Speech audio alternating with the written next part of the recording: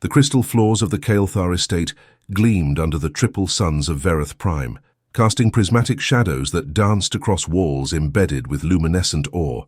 Lira Ashenvale moved through those shadows like a ghost, her worn cloth slippers making no sound as she carried a basin of scented water toward the eastern wing. Her hands, reddened from years of scrubbing and serving, gripped the basin's handles with practiced steadiness. She was 16 standard cycles old, though she looked younger. Hunger had a way of stealing years from a person's appearance. Her dark hair, pulled into a simple braid, hung down her back, and her grey eyes, the colour of earth storms, her mother had once said, stayed fixed on the path ahead. She had learned long ago not to meet anyone's gaze directly. Servants who looked up too often found themselves without positions, or worse. "Move faster, human filth!" The voice cracked through the corridor like a whip. Lyra's shoulders tensed, but she quickened her pace, water sloshing dangerously close to the basin's rim. She recognized the speaker without turning, Velkara, one of the Kael'thar household guards. The Threxian warrior stood nearly 7 feet tall, his forearms crossed over a chest plated with chitinous armor that grew naturally from his exoskeleton. His multifaceted eyes tracked her movement with obvious contempt. "Did you not hear me, weakling?"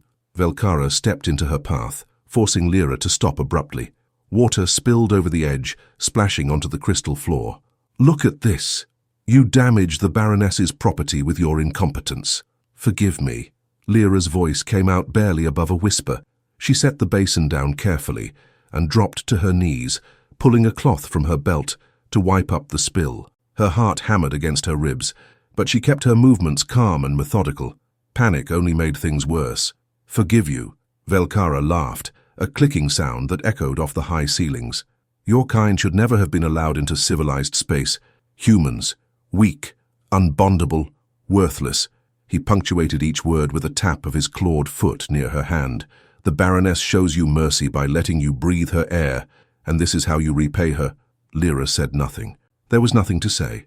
She had heard these words or variations of them every day for the past 8 years, ever since her parents died, ever since Baroness Kael'thar, her father's sister by marriage, had taken her in, not out of love, but out of obligation, and perhaps cruelty. "The Baroness is actually looking for you." Velkara's tone shifted, becoming almost amused. "She has news. Important news." He leaned down, his mandibles clicking near her ear. "News that will remind you exactly where you belong." Before Lira could respond, he straightened and walked away, his heavy footsteps fading down the corridor. She remained kneeling for a moment longer, forcing her breathing to slow. Her hands trembled slightly as she wrung out the cloth and placed it back in her belt. She picked up the basin and continued toward the eastern wing, though dread now coiled in her stomach like a living thing. The Baroness's private chambers occupied the highest level of the estate, a sprawling complex of rooms that overlooked the capital city of Verith Prime. Lira climbed 3 flights of stairs. Servants were forbidden from using the gravitational lifts, and emerged into a hallway lined with tapestries depicting the Kael'thar family's military victories. Each one showed Threxian warriors in glorious battle, their enemies crushed beneath them. In several tapestries, small figures that might have been human lay broken at the warriors' feet. Lira had studied those tapestries as a child, before she understood what they truly meant. She reached the ornate doors of the Baroness's sitting room and knocked 3 times softly. "Enter." The voice was cold, sharp, and utterly familiar. Lira pushed the door open and stepped inside, keeping her eyes lowered. The sitting room was opulent beyond measure. Furniture carved from the bone trees of Kael'thar 6, cushions stuffed with the down of cloud whales, and a view that stretched across the entire city. But Lyra saw none of it. She saw only the polished floor beneath her feet. "Set the basin on the table and stand before me." Lira obeyed, placing the basin on a nearby table with careful precision. Then she moved to the center of the room and stood with her hands clasped in front of her, head bowed. Baroness Lira Kael'thar reclined on a divan, her forearms draped elegantly across the cushions. She was beautiful by Threxian standards. Her exoskeleton gleamed with a pearlescent sheen, and her compound eyes were enhanced with delicate metallic inlays that caught the light. She wore flowing robes of deep purple, the color of high nobility, and around her neck hung a collar of living crystal that pulsed with a soft blue light. Next to her stood a holographic projection shimmering in the air. It displayed an official seal, the imperial mark of Karvindris, the throne world of Emperor Jathrin himself. Lyra's breath caught. She had never seen that seal in person before. Few had. "Do you know what this is, girl?" The Baroness's tone was almost conversational, but Lyra heard the trap beneath it. "The imperial mark, my lady." "Correct. Even a simple creature like you recognizes power when you see it." The Baroness waved one hand, and the projection expanded, revealing a document written in high galactic script. "This arrived 3 hours ago. An imperial summons. The Emperor himself has called for a ritual of choosing." Lyra's mind raced. She knew of the rituals, of course, everyone did.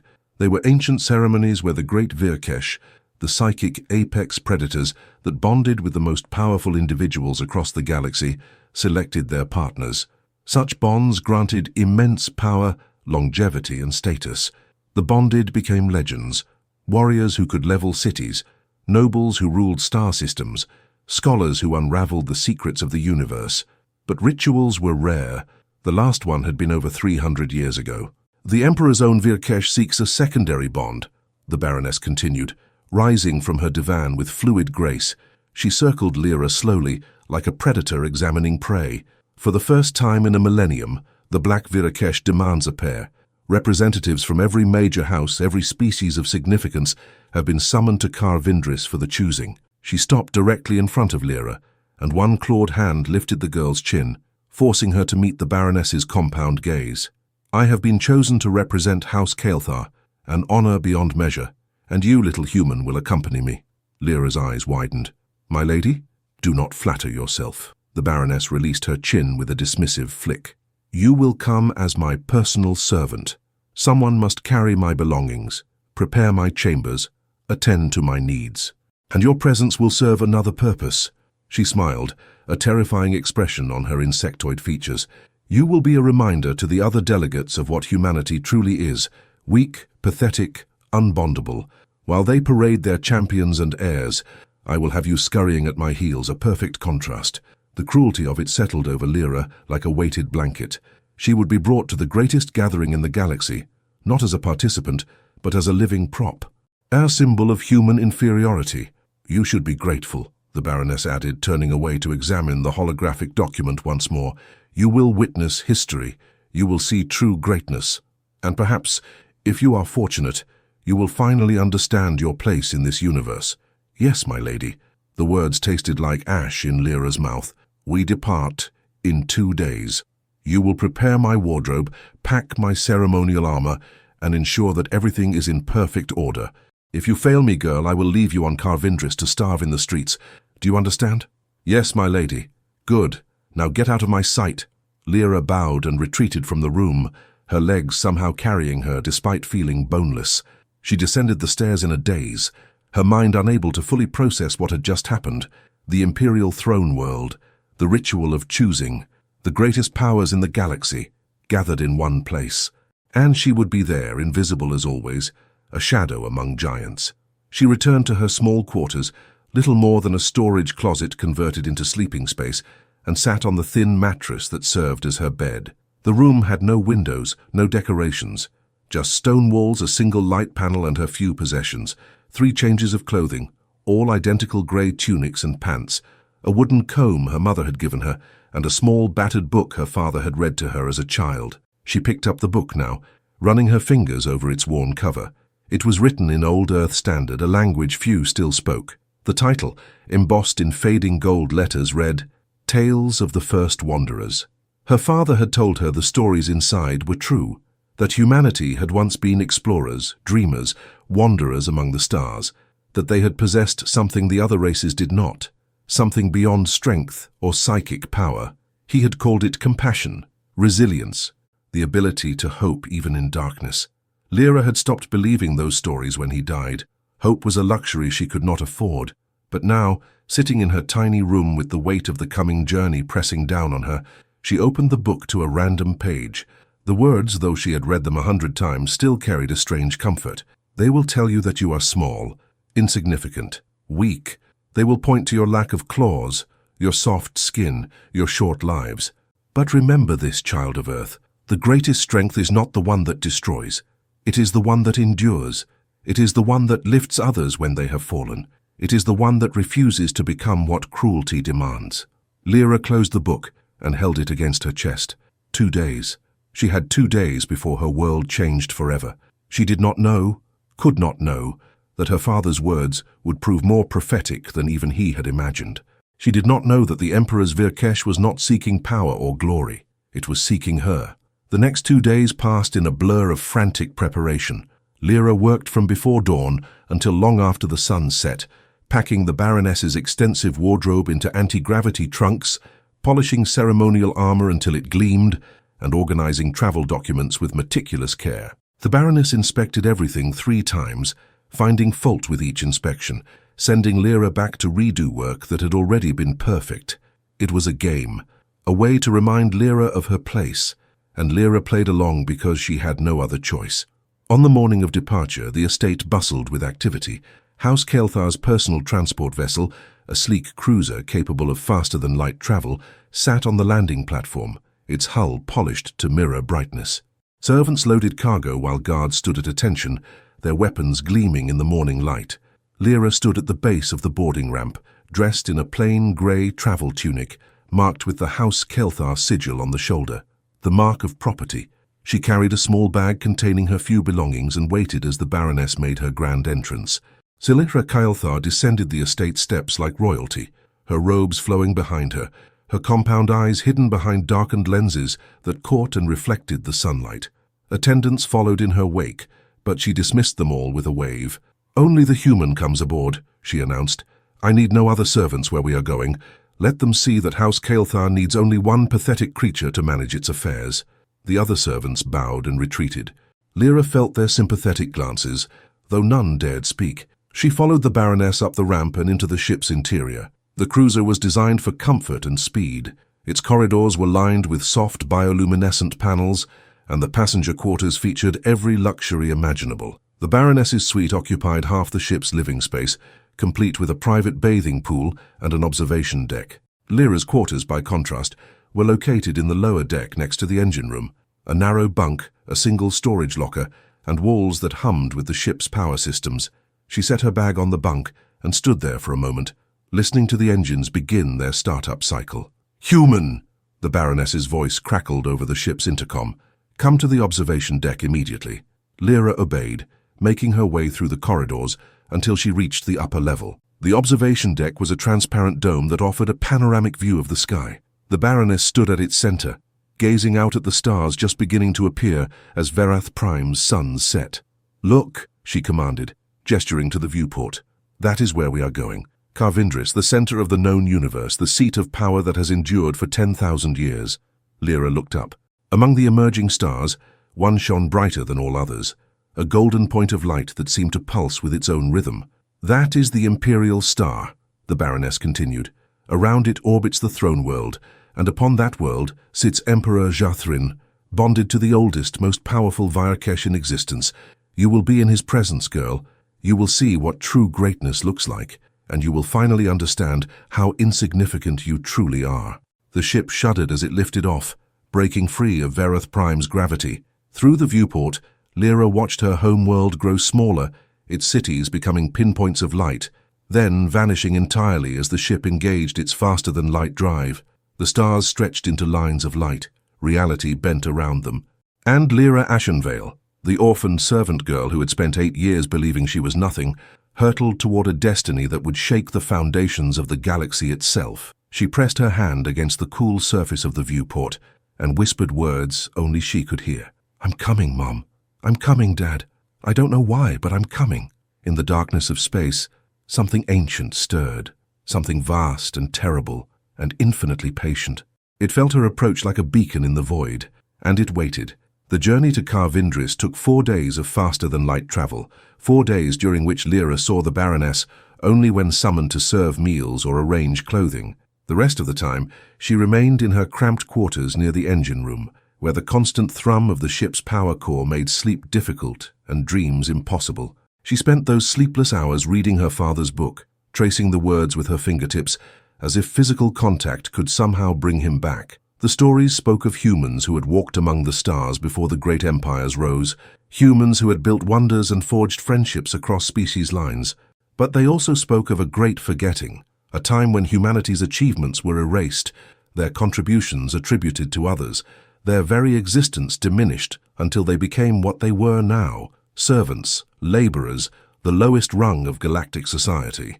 Her father had believed the forgetting was deliberate, that humanity had been suppressed because of something they possessed, something the other races feared. Lira had never understood what he meant.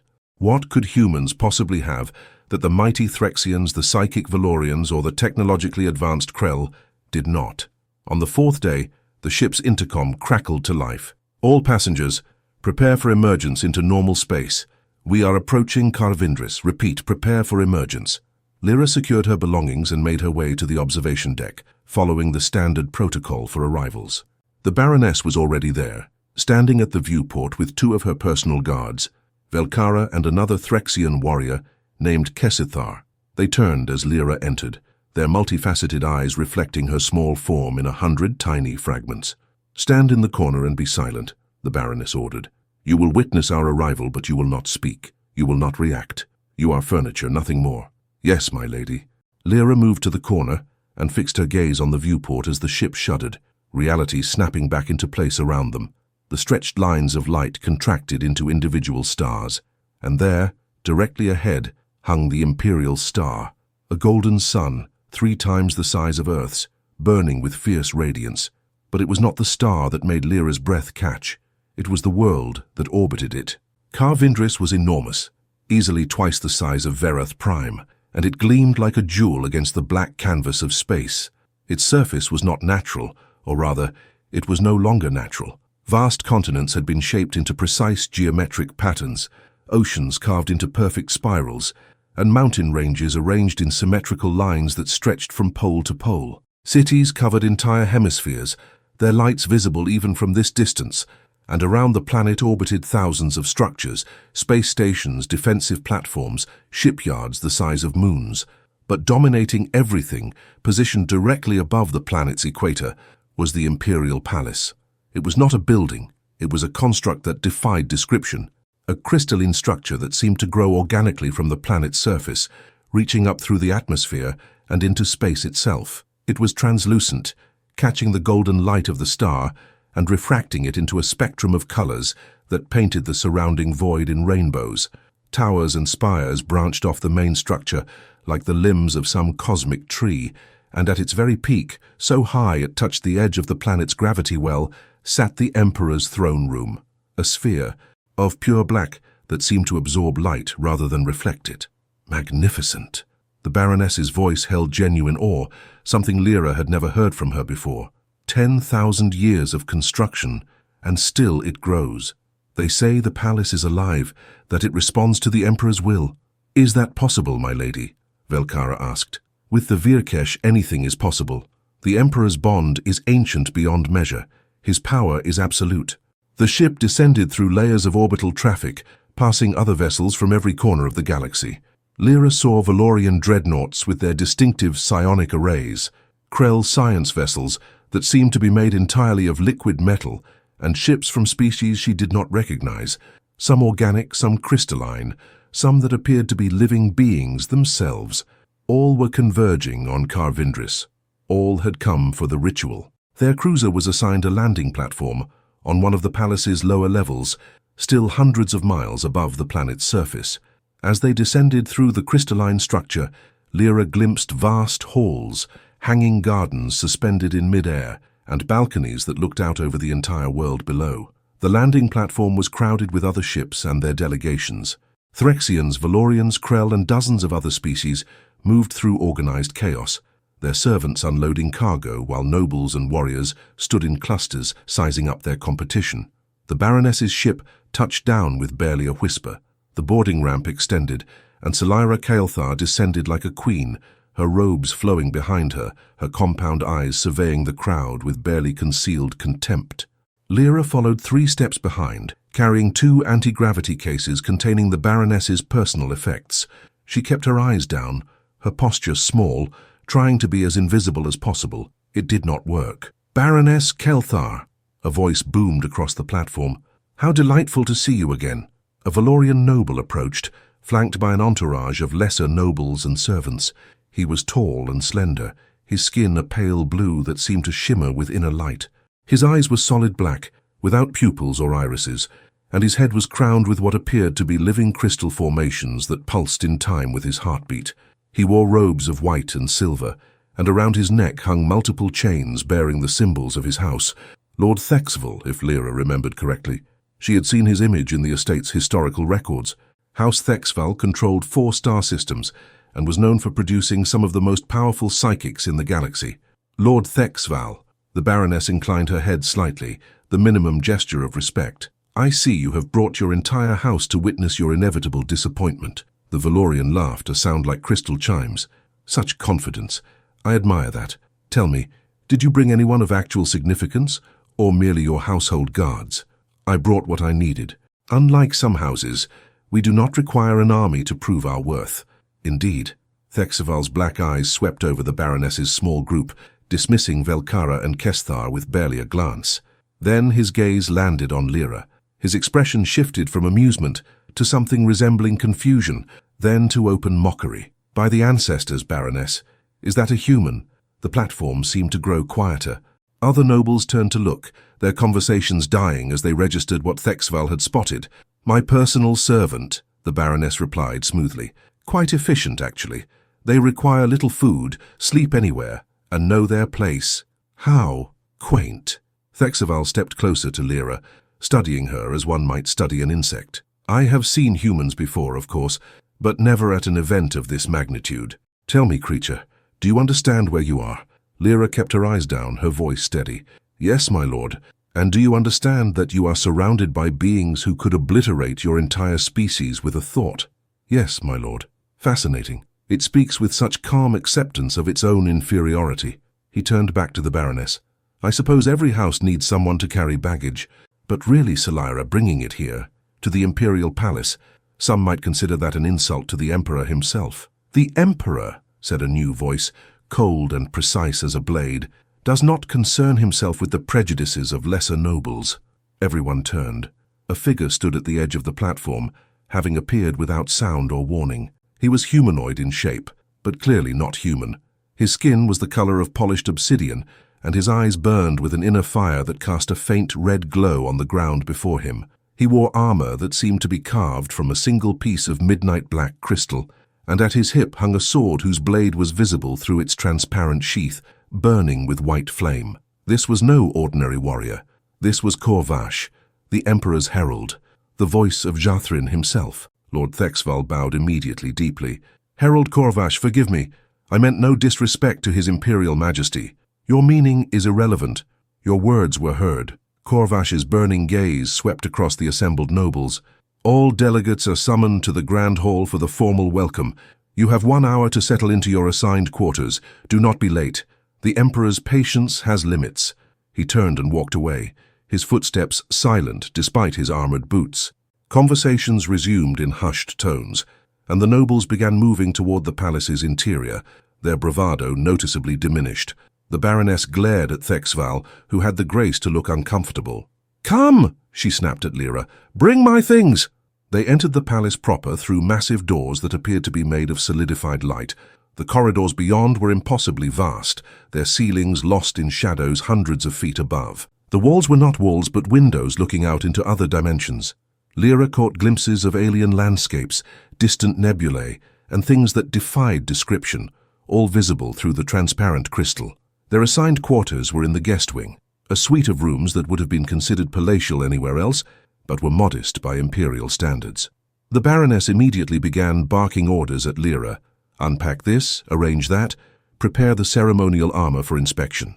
Lira worked in silence, her hands moving through familiar routines while her mind reeled. The scale of everything around her was overwhelming. She had known the palace was magnificent, but seeing it in person was something else entirely. It felt alive, aware, as if the walls themselves were watching.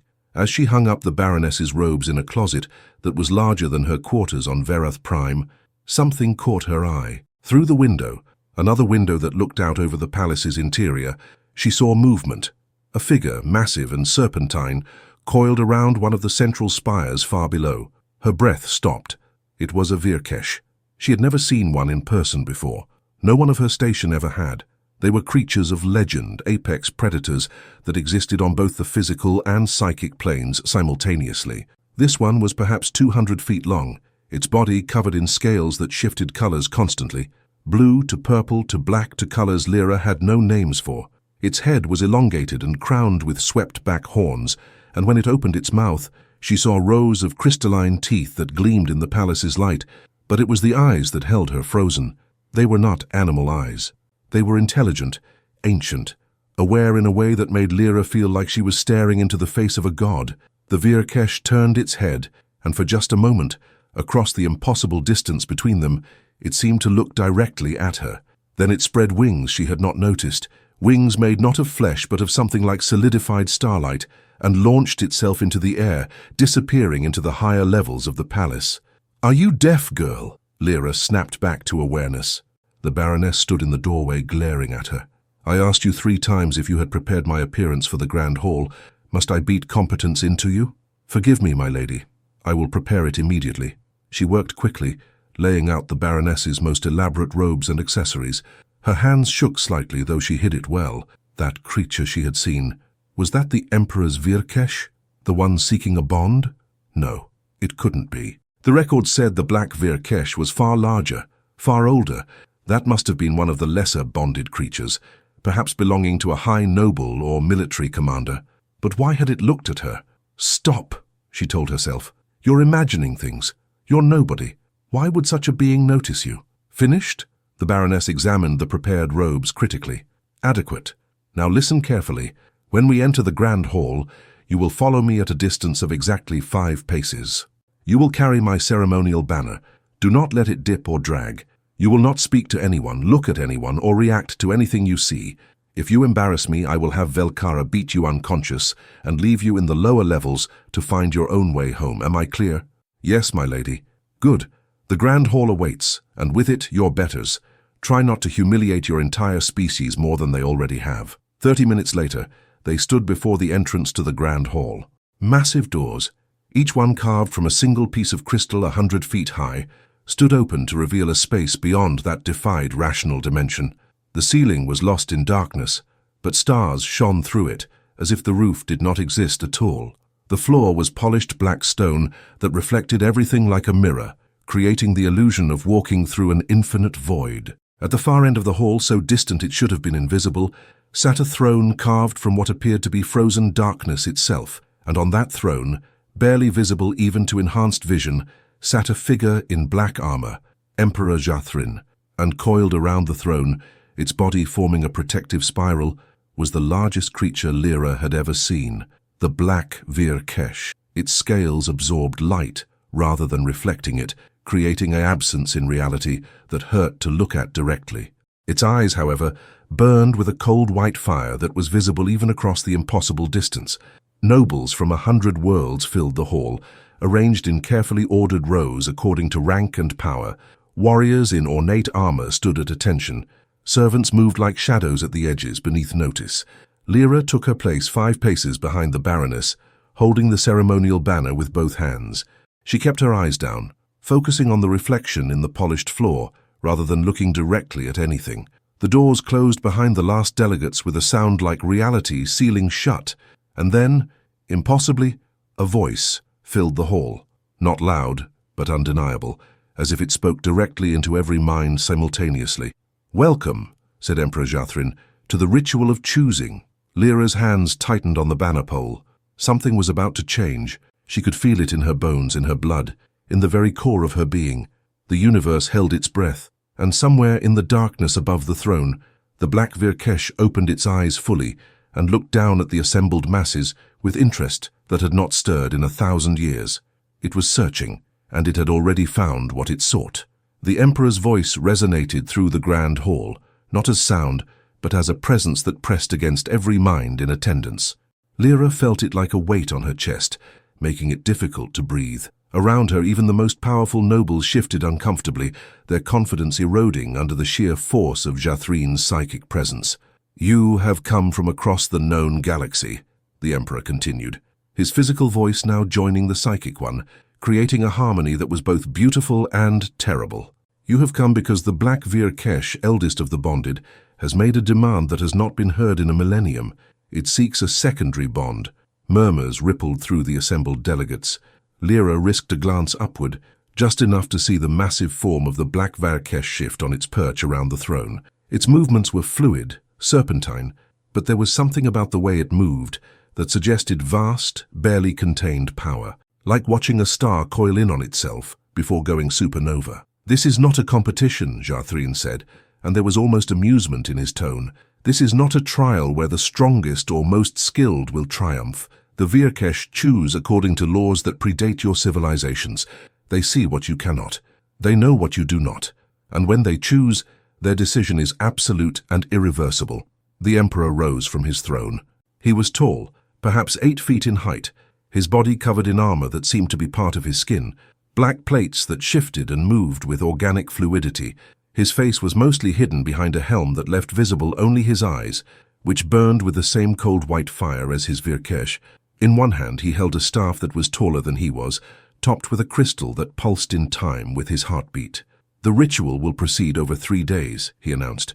"On the first day, you will present yourselves to the Black Vyr'kesh in the Hall of Communion. It will observe you, sense you, judge you. On the second day, those who pass the initial judgment will undergo the trial of resonance, where your psychic signatures will be tested for compatibility. On the third day, the Vyr'kesh will make its choice, and the bond will be sealed before all witnesses."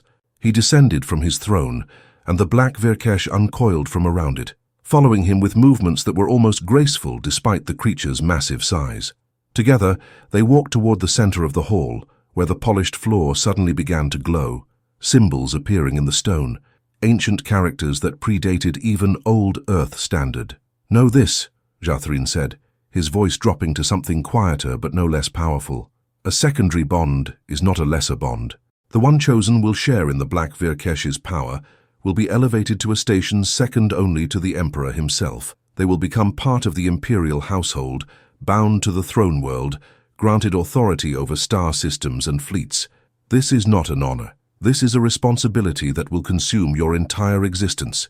He stopped in the center of the glowing symbols, the Black Vyr'kesh coiling behind him like a living throne. "If any among you do not wish to be considered, leave now. There is no shame in recognizing that you are not ready for such a burden." Silence.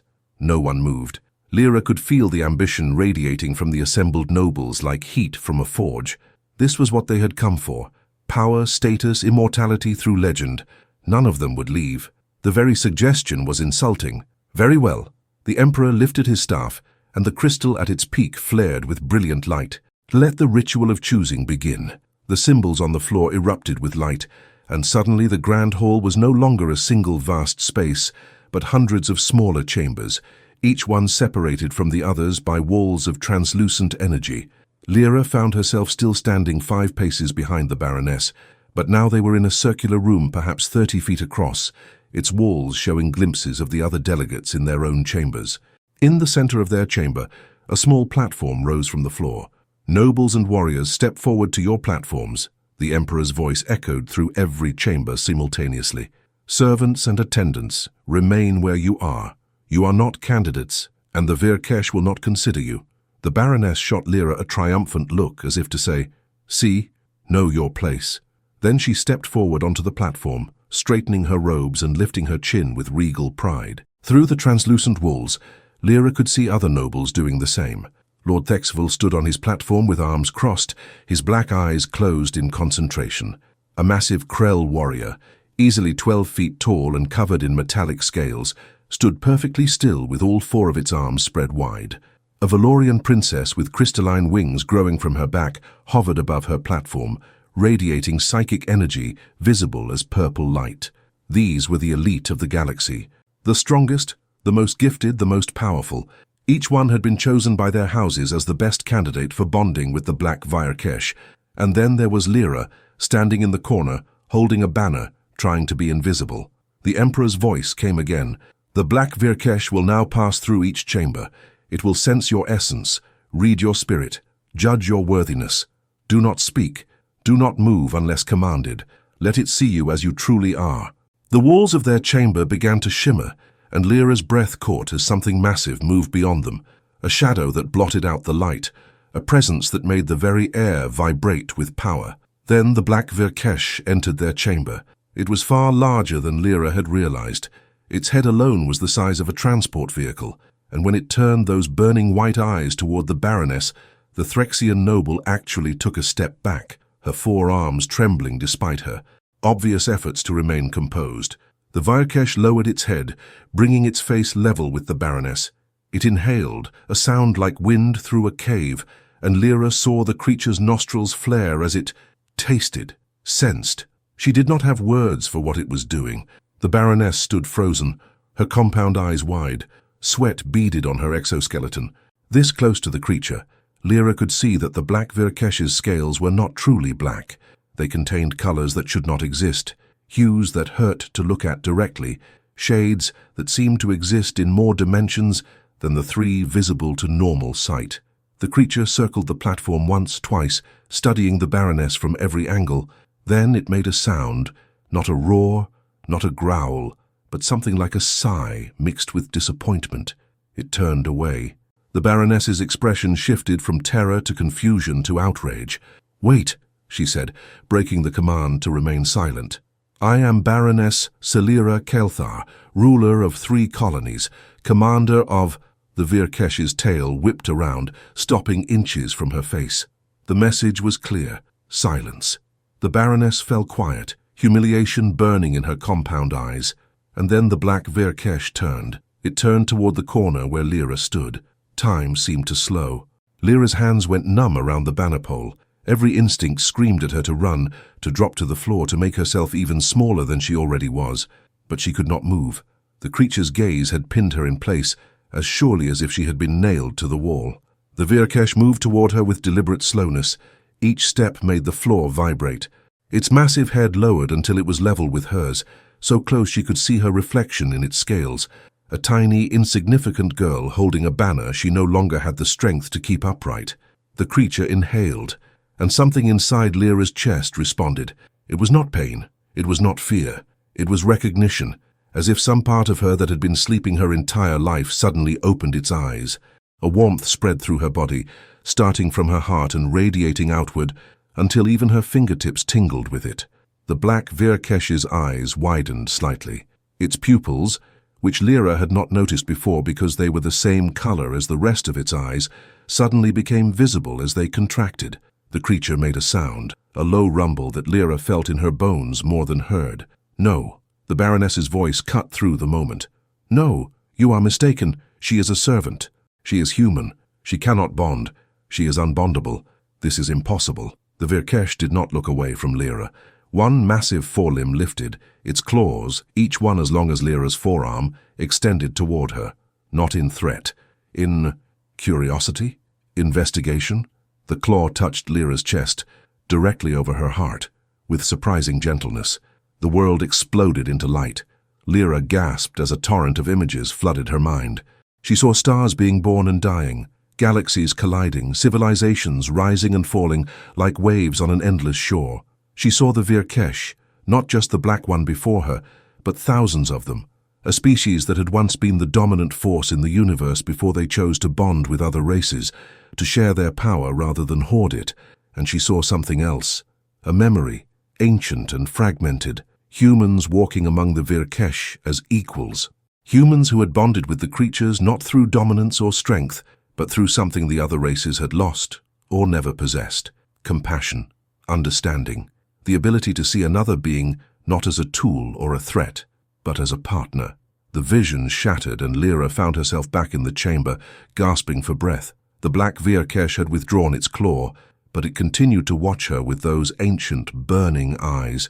Then it spoke, not in words, not in any language Lira knew, but directly into her mind, bypassing language entirely, communicating in pure meaning.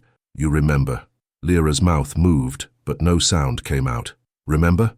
Remember what?" "Who you were, what you were, before the forgetting." The creature turned to face the Baroness, who stood on her platform looking as if her entire worldview had just collapsed. "This one," the Vyr'kesh's mental voice declared, and Lira realized with shock that everyone in the chamber, everyone in all the chambers, was hearing this. "This one will proceed to the trial of resonance." That is impossible! The Baroness's voice was shrill with panic. She is nobody, she is nothing, she is human. The Vyr'kesh's head swung back to the Baroness, and when it spoke again, its mental voice was cold enough to freeze stars. She is human. That is precisely why she was chosen to stand before me. With that, the creature turned and passed through the shimmering wall, moving on to the next chamber. The translucent barriers dissolved, and suddenly all the candidates and their attendants were visible to each other again, standing in the vast grand hall. Every eye in the hall turned toward Lira. The silence was absolute. Then, from somewhere in the crowd, Lord Thexval's voice rang out. This is outrageous. The creature has clearly malfunctioned. Humans cannot bond. They lack the psychic capability, the strength, the silence. Emperor Jathrine's voice cut through the protests like a blade. He stood at the center of the hall, his staff planted on the ground, his burning gaze sweeping across the assembled nobles. The Black Vyr'kesh has spoken. Its judgment is law. The human proceeds to the trial of resonance. But your majesty, would you question the wisdom of the eldest Vyr'kesh? The emperor's voice dropped to a dangerous quiet. Would you suggest that I, who have been bonded with this creature for 3,000 years, do not understand its decisions? Thexval paled, as much as a Valorian could pale, and bowed deeply. No, your majesty. Forgive my outburst. You are not the only one who questions this outcome. Jathrine's gaze moved to the Baroness. Baroness Kelthar, you were found wanting. The Vyr'kesh passed judgment on you and moved on. Yet your servant, your property, was deemed worthy of consideration. How does this make you feel? The Baroness's compound eyes darted between the Emperor, Lira, and the watching crowd. Her mouth opened and closed several times before she managed to speak. Your Majesty, I do not understand. She is just a girl. She has no training, no lineage. No, she has what matters. The Emperor turned to Lira, and for the first time she met his gaze directly. Behind his helm, his eyes were not cruel or mocking. They were evaluating, assessing, but also curious. Tell me, human child, what is your name? Lyra's voice came out as barely a whisper. Lira Ashenvale, your majesty. Ashenvale. The Emperor repeated the name slowly, as if tasting each syllable. Behind him, the Black Vyr'kesh's head lifted sharply, its eyes blazing brighter. That name. It is old earth, is it not? From before the forgetting. I do not know, your majesty. It was my father's name. Your father. Who was he? A scholar, your majesty. He studied old languages, ancient texts. He died 8 years ago. Died, or was killed. The question hung in the air like a knife. Lyra's breath caught. She had never considered. Her parents' deaths had been ruled an accident, a transport malfunction. But the way the Emperor phrased it, the way the Black Vyr'kesh watched her now, I do not know, she whispered. Then perhaps it is time you learned. The Emperor turned to address the crowd. The first day of the ritual is complete.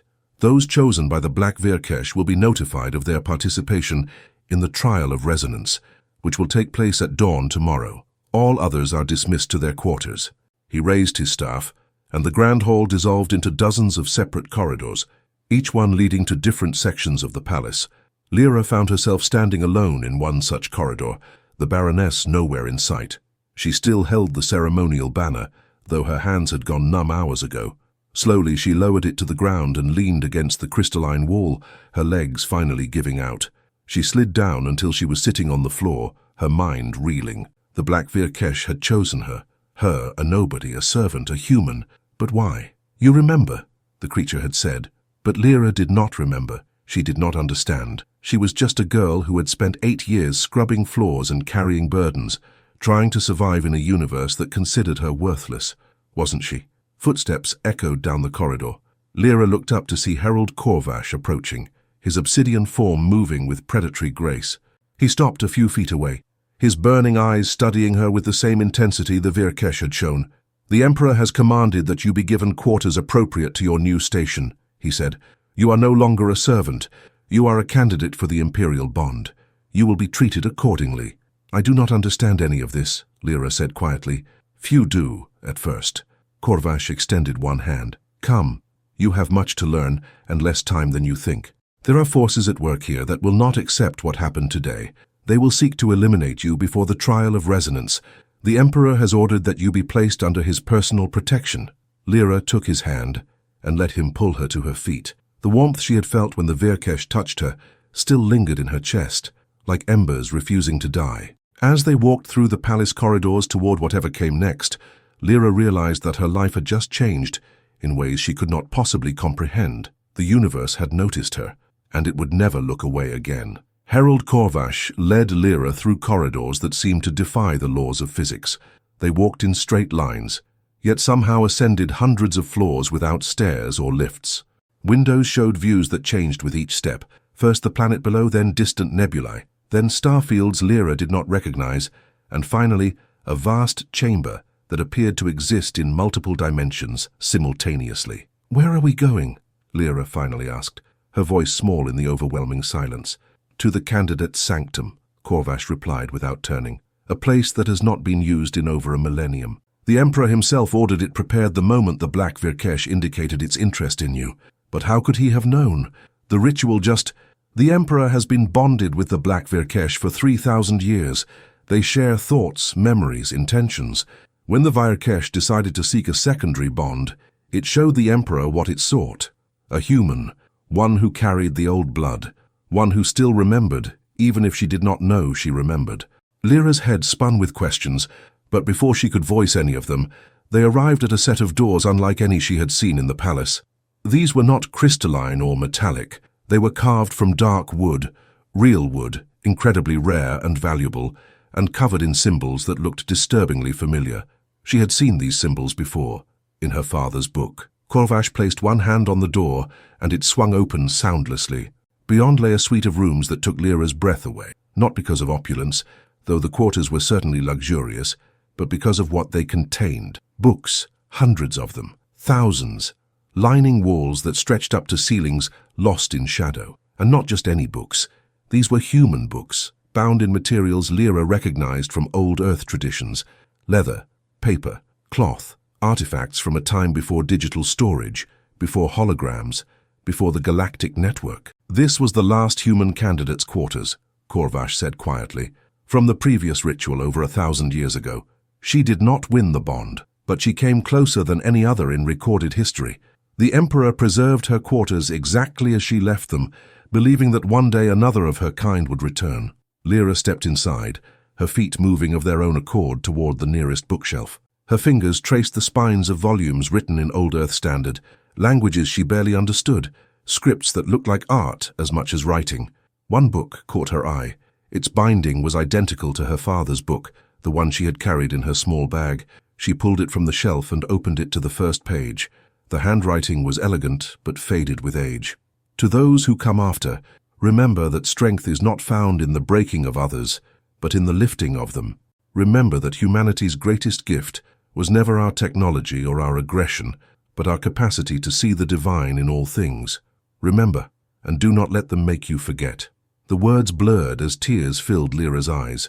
She had read similar passages in her father's book, the same philosophy, the same belief in humanity's unique perspective. "Who was she?" Lira whispered. "Her name was Lira Ashenvale." Lyra's head snapped up to stare at Corvash. "Ashenvale, but that is your family name, yes." The herald moved to stand beside her, his burning eyes reflecting in the crystalline windows that lined one wall. "She was your ancestor, child. 27 generations removed, but your ancestor nonetheless. She came to the ritual as a scholar, not a warrior. She believed that humanity's role in the galaxy was not to conquer but to bridge, to connect disparate species through understanding rather than force. And she failed? She did not fail. She chose not to bond."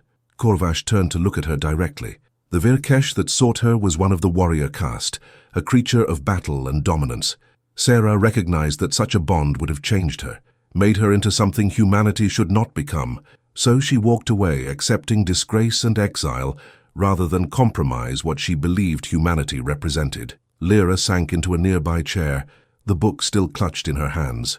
"Then why am I here? If she refused, if she chose, because the Black Vyr'kesh is not a warrior caste creature." Corvash's voice held something that might have been respect. "It is the eldest, the first, the one who remembers when the Vyr'kesh were not bonded to anyone, when they walked the universe alone and lonely. It does not seek dominance. It seeks partnership, understanding, something that resonates with what your ancestor believed and what your father tried to preserve." "My father." Lira looked up at the herald. The Emperor asked if he was killed. Was he? Corvash was silent for a long moment. Then he nodded once. Your father was a historian who had uncovered texts that predated the forgetting. He learned that humanity had once been equals with the other races, that humans had bonded with Vyr'kesh in numbers comparable to any other species. He learned that this fact had been systematically erased from galactic records by a coalition of nobles who feared what humanity represented. What did we represent? Change, evolution. You see, most species bond with Vyr'kesh through dominance. They prove themselves stronger, more capable, more worthy. But humans bonded through empathy, through compassion, through understanding the creatures as partners rather than tools. This created bonds that were different, deeper, more transformative, bonds that threatened the established power structures. Corvash moved to the window, looking out over the impossible vista beyond.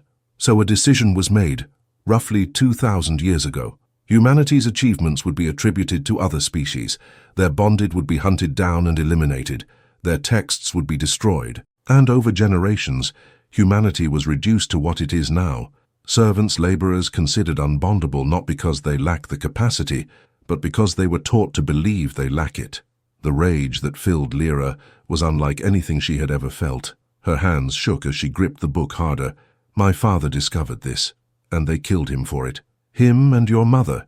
She was a bonded Lira, not with a Vyr'kesh, but with one of the lesser psychic creatures.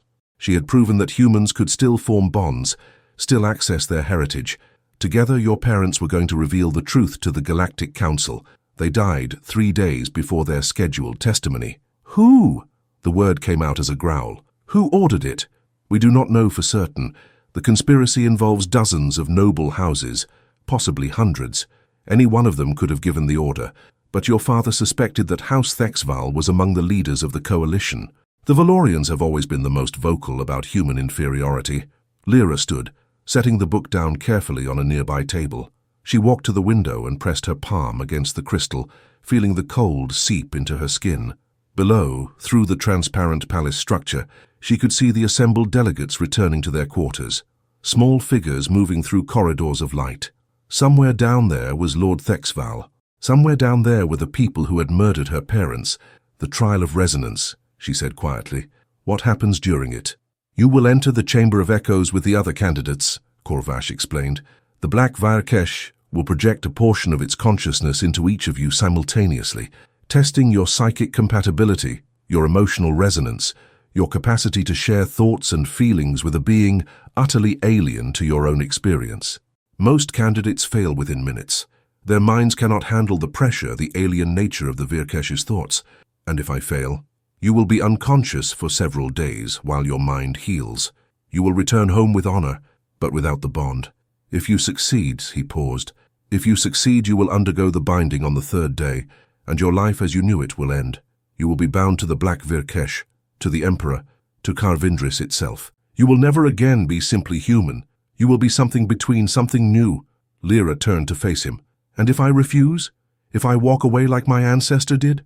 Then the Black Vyr'kesh will seek another candidate, perhaps for another 1,000 years, and you will be sent home, unmarked, unbound, free to live whatever life you choose. Corvash tilted his head slightly. But the conspiracy that killed your parents will remain. The truth about humanity will remain hidden. And humans will continue to be servants and slaves, believing themselves incapable of anything greater. The choice was clear, stark, brutal. Walk away and live, accept the bond, and change everything. I want to see the Emperor, Lira said suddenly. I want to speak with him directly, not through a herald. Can you arrange that? Corvash's burning eyes studied her for a long moment. Then he nodded. He expected you would ask. Follow me. They left the candidate's sanctum and moved deeper into the palace, ascending through levels that grew progressively darker, quieter, more oppressive. The walls here were not transparent crystal, but solid black stone that seemed to absorb light. No other delegates walked these corridors. This was a place for rulers, not petitioners. Finally, they arrived at a door that was not a door, but rather an absence, a space where reality seemed to thin. Corvash gestured toward it. Beyond lies the Emperor's private chambers. He has granted you permission to enter. I will wait here. Lira took a breath and stepped through the absence. The chamber beyond was smaller than she had expected, almost intimate. The walls were lined with weapons from 1,000 worlds, each one a trophy or a gift from conquered or allied civilizations. At the center of the room sat the Emperor, his helm removed, his face visible for the first time. He looked human, not entirely, but close enough to make Lyra's breath catch. His skin was pale, almost translucent, and his eyes burned with that same white fire, but the structure of his face, the shape of his features, they were humanoid, in a way that none of the other species were. "You are surprised," he said, his voice no longer amplified by psychic power, just the quiet words of one person speaking to another. "You expected something more alien." Yes, Your Majesty." "Sit." He gestured to a chair across from his own. "We have much to discuss, and I find these conversations go better without the formal posturing." Lyra sat, her hands clasped in her lap. The Black Vyr'kesh lay coiled in the shadows behind the Emperor's chair, its eyes half closed but clearly alert. "You want to know why I look almost human?" Jathrin said. It was not a question. The answer is simple. I was human. 3,000 years ago, I was born on a colony world, the son of farmers, nobody of consequence. Then I bonded with the Black Vyr'kesh, and the bond changed me, reshaped me, made me into something capable of living millennia instead of decades. Lyra stared at him. "You were human. I was. In some ways. The bond does not erase what you were. It adds to it, transforms it, but the core remains." He leaned forward slightly. "I know what you are feeling, Lira Ashenvale. I know the fear, the confusion, the anger at being thrust into a situation you did not ask for. I felt all of those things once, but I also know something else." "What?" "That you are stronger than you believe, that you carry in your blood and your spirit something that most of the galaxy has forgotten, the capacity to see others not as superior or inferior, but simply as other, different, but equal. The Black Vyr'kesh has been searching for someone with that capacity for 1,000 years. It found you." "But I am nobody," Lyra whispered. "I am a servant. I spent 8 years being told I was worthless. How can I possibly?" "Because being told you are worthless does not make it true." The Emperor's voice was gentle but firm. "You survived 8 years of cruelty and did not become cruel yourself. You were beaten down and did not break. You saw others suffering and felt compassion, even when showing compassion earned you punishment. These are not the traits of nobody. These are the traits of someone who could change the galaxy." Behind him, the Black Vyr'kesh opened its eyes fully and spoke, its mental voice resonating in Lyra's mind. "I chose you not despite your hardship, but because of it. You know what it means to be weak, to be dismissed, to be invisible. And because you know this, you will never inflict it on others. That is why you will succeed where warriors and nobles would fail." Lyra felt tears slip down her cheeks. She did not wipe them away. "What if I am not strong enough for the trial? Then you will fail and no one will blame you," the Emperor said. "But if you do not try, you will spend the rest of your life wondering what might have been. And more importantly, you will abandon every other human in the galaxy to the fate your parents tried to prevent." The weight of it settled on her shoulders like a physical thing. This was not just about her. It was about an entire species, about a truth that had been buried, about a future that could be reclaimed or lost forever. She thought of her father, reading to her from his book of old stories. She thought of her mother, whose bonded nature she had never known about. She thought of Lira Ashenvale, her ancestor, who had walked away from a bond because it would have compromised what she believed. But Sarah had walked away from a warrior's bond. This was different. This was a partnership, not dominance. This was a chance to prove that humanity had never been inferior, only suppressed. Lyra stood, wiping her tears with the back of her hand. She met the Emperor's burning gaze directly. "I will face the trial of resonance," she said, her voice steady despite everything. "Not because I think I can win, but because my parents died trying to tell the truth, and I will not let their deaths be meaningless." The Emperor smiled, and for a moment he looked almost kind. "Then sleep well tonight, Lira Ashenvale. Tomorrow you will face something few beings in the galaxy ever experience, and whatever happens, you will face it with honor." Lyra bowed and turned to leave. As she reached the door, the Black Vyr'kesh's voice echoed in her mind one last time. "You are not alone in this. I will be with you, every step." She stepped through the absence and found Corvash waiting.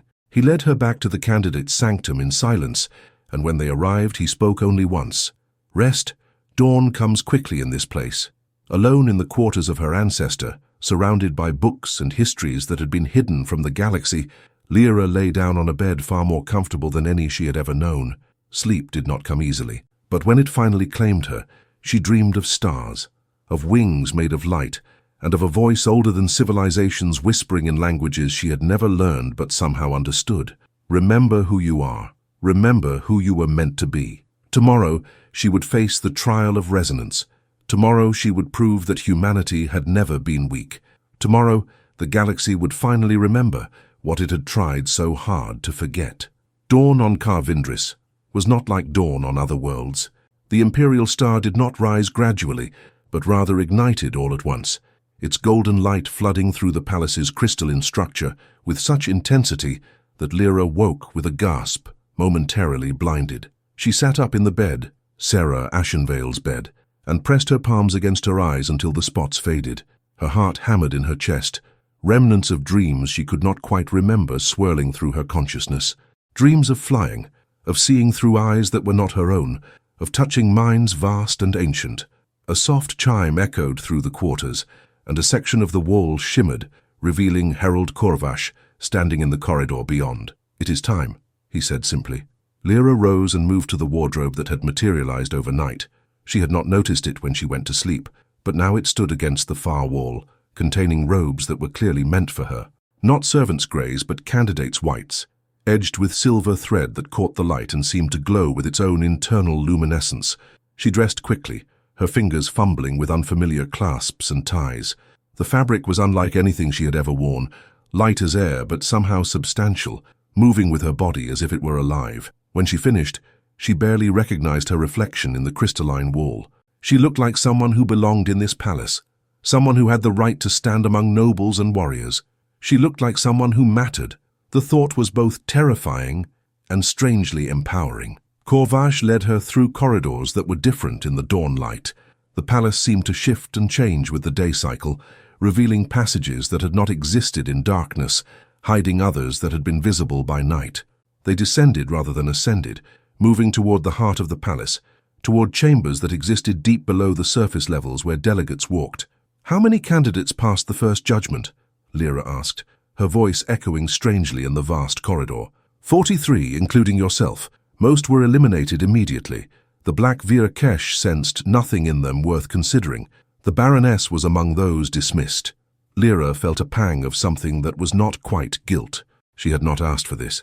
She had not wanted to humiliate the woman who had given her shelter, cruel as that shelter had been, but the Vyr'kesh had made its choice, and there was no changing it now. What will happen to her? She will return to Verith Prime in disgrace. House Kael'thar's standing will suffer significantly. She had boasted of her certainty that she would be chosen, and her failure, combined with her servant's success, will be remembered for generations. Corvash paused. "She will blame you, of course. She will never forgive you for this. She never forgave me for existing." They arrived at a set of massive doors carved from a single piece of black stone that seemed to drink in the light around it. Unlike the other doors in the palace, these bore no symbols, no decorations, nothing to indicate what lay beyond. They were simply absence made solid. "The Chamber of Echoes," Corvash said. "Beyond these doors you will face the trial of resonance. Once you enter, you cannot leave until the trial is complete, or you are rendered unconscious. Do you understand?" "Yes." "Then know this, Lira Ashenvale. I have served Emperor Jathrin for 800 years. I have seen countless beings attempt what you are about to attempt. Most fail. Many are damaged by the attempt, but a few, a very few, succeed, and when they do, they become something the galaxy has never seen before. I believe you can be one of those few. The Emperor believes it. And more importantly, the Black Vyr'kesh believes it." He placed one hand on the door and it began to open, swinging inward silently to reveal darkness beyond. Not the absence of light, but darkness that seemed to have substance, weight, presence. "Go," Corvash said, "and remember, the Vyr'kesh does not test strength, it tests resonance. It tests your ability to remain yourself while becoming part of something greater. Do not try to fight it. Do not try to dominate it. Simply listen." Lira took a breath and stepped through the doorway. The darkness swallowed her whole. For a moment, or perhaps an eternity, time had no meaning here. She floated in absolute void. No sight, no sound, no sensation of her own body. just consciousness existing in emptiness. Then gradually points of light began to appear, not stars, but souls. She could sense them around her. The other candidates, each one a unique signature of thoughts and emotions and lived experience. Some blazed like bonfires, the warriors confident and aggressive. Some pulsed with cold calculation, the scholars and strategists. Some flickered with ambition so fierce it bordered on madness, the nobles who saw this trial as their path to ultimate power. And then there was her own light, small and uncertain, barely visible among the others. She felt, rather than saw, the Black Vyr'kesh enter the void. Its presence was overwhelming, a consciousness so vast and ancient that it made Lyra's mind ache just to perceive the edges of it. It moved through the assembled candidates like a tide, and Lira felt it touch each soul in turn, examining, testing, measuring. When it reached the first candidate, a Threxian warrior whose light burned with martial pride, Lira felt the Vyr'kesh's mental voice echo through the void. "Show me who you are." The warrior's response was immediate and confident. Lira saw visions of battles won, enemies crushed, territories conquered, a lifetime of victory and dominance, offered up like credentials for a position. The warrior believed this was what the Vyr'kesh wanted, proof of strength, evidence of worthiness. The Black Vyr'kesh withdrew and the warrior's light flickered with confusion, not rejected but not accepted either, simply acknowledged and set aside. It moved to the next candidate, a Valorian psychic whose light pulsed with controlled power. Again the request, "Show me who you are." The Valorian offered up memories of academic achievement, of psychic training, of mental disciplines mastered over decades, a mind honed to perfection, sharp as any blade. Surely this was worthy of consideration. Again the Vyr'kesh withdrew, acknowledged, set aside. It continued through the candidates one by one. Each offered their greatest accomplishments, their strongest attributes, their most impressive credentials. Warriors showed battles, scholars showed knowledge, nobles showed lineage. Each one believed they were showing the Vyr'kesh what it wanted to see. Each one was acknowledged and set aside. Then the Black Vyr'kesh reached Lira. Its presence surrounded her like an ocean, vast and deep and utterly alien. She felt it examining her, not just her thoughts, but the very essence of what made her herself. Every memory, every emotion, every choice she had ever made was suddenly visible, laid bare before a consciousness that had existed since before her species had learned to use fire. "Show me who you are." Lyra's first instinct was panic. What could she possibly show? She had no victories, no achievements, no accomplishments worth mentioning. She was nobody. She had nothing to offer. But then she remembered Corvash's words, "Do not try to fight it, simply listen." So instead of offering up credentials she did not possess, Lira simply opened. She showed the Vyr'kesh not her greatest moments, but her truest ones.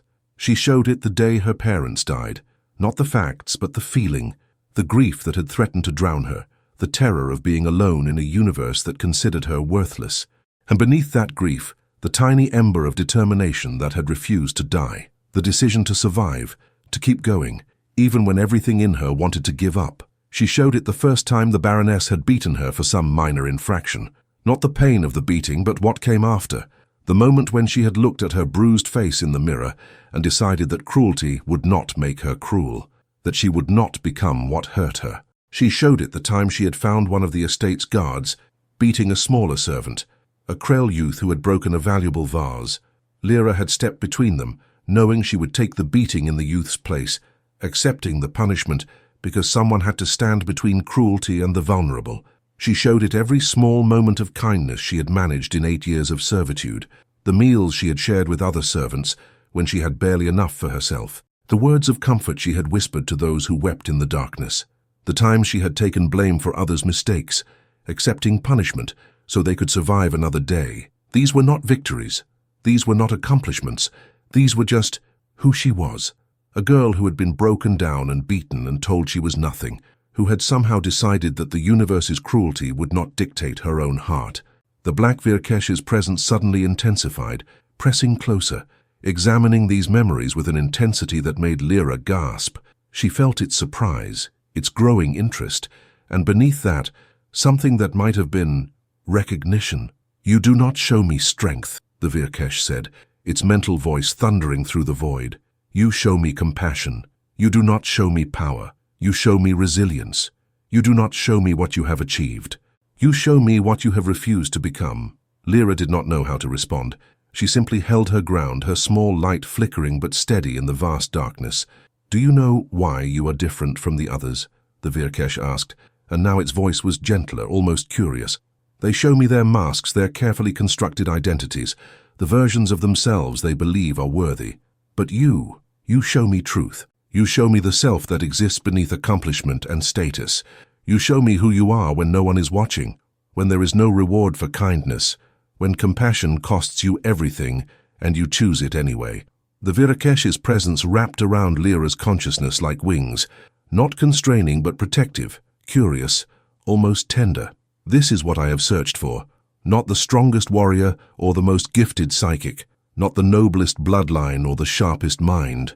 I have searched for someone who understands what it means to be small, to be vulnerable, to be dismissed, and who chose compassion anyway. Because only such a being can truly understand what it means to wield power without becoming corrupted by it." Lira felt tears slip down her face, or rather the sensation of tears, since she no longer knew if she had a face in this place. "I do not feel strong enough for this. Strength is not what I need. I have been bonded to the Emperor for 3,000 years. I have known strength beyond measure. What I seek in a secondary bond is not more of what I have, but what I lack: balance, perspective, humility, the ability to see the universe not from the throne looking down, but from the ground looking up." The void around them began to change. Lira saw fragments of the Vyr'kesh's memories, not full visions, but impressions, feelings. She saw civilizations that had been destroyed because their rulers had forgotten what it meant to be weak. She saw empires that had collapsed because their leaders had never known suffering and thus could not recognize it in others. She saw power wielded without wisdom, strength without compassion, victory without mercy, and she saw what those things had cost. "You have lived in the shadows your entire life," the Black Vyr'kesh said. "You know what it means to be invisible, to be dismissed, to be considered worthless. And because you know this, you will never inflict it casually on others. You will never forget that the smallest life has value, that the weakest voice deserves to be heard. This is not weakness.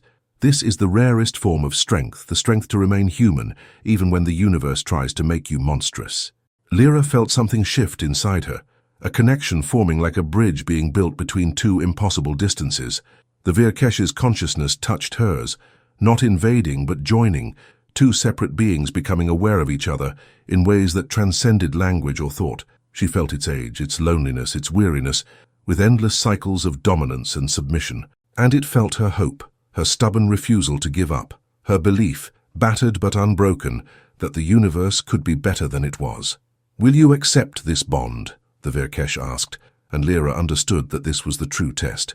Not whether she was worthy, but whether she was willing. "Will you share your light with me and let me share my shadow with you? Will you become something between human and other, forever changed, forever linked to something you cannot fully comprehend?" Lira thought of her parents murdered for trying to tell the truth. She thought of Lira Ashenvale, who had walked away from a bond that would have corrupted her. She thought of every human in the galaxy, living as servants because they had been taught to believe they were nothing. And she thought of the Black Vyr'kesh itself, ancient and powerful, and desperately seeking not a master or a slave, but a partner. Someone who could share the burden of consciousness that had lasted millennia, who could see the universe through different eyes and offer a perspective that came from knowing both the bottom and the potential top. "Yes," she whispered into the void, "I accept." The connection exploded into brilliant light. Lira gasped as the Vyr'kesh's consciousness flooded into hers, not overwhelming but expanding, making room for itself inside her mind in ways that should have been impossible. She felt its thoughts become accessible to her, its memories like books she could now read, its power like a door she could now open, and in return she felt it experiencing her memories, her thoughts, her small human life, with all its pain and hope and stubborn kindness. She felt its wonder at sensations it had forgotten or never known, the taste of food, the warmth of sunlight on skin, the simple joy of laughter shared with friends. They were not one being. They remained separate, distinct, individual. But now they were also connected, bonded, able to share experience and thought and feeling across the distance between species and consciousness. "You have passed the trial of resonance," the Black Vyr'kesh said. its voice now echoing both inside and outside Lyra's mind. Tomorrow, we will complete the binding. Tomorrow, you will become what your ancestor refused to become, not because the bond is wrong, but because this bond is right. This bond is what humanity was meant for. The darkness of the Chamber of Echoes began to recede. Lira felt her body again, felt solid ground beneath her feet, felt the weight of her own existence returning. She opened her eyes to find herself standing in a vast circular chamber, its walls carved with symbols that now made sense to her in ways they had not before. Around her stood the other candidates, some still standing, others collapsed on the floor, their minds unable to handle the pressure of the Vyr'kesh's examination.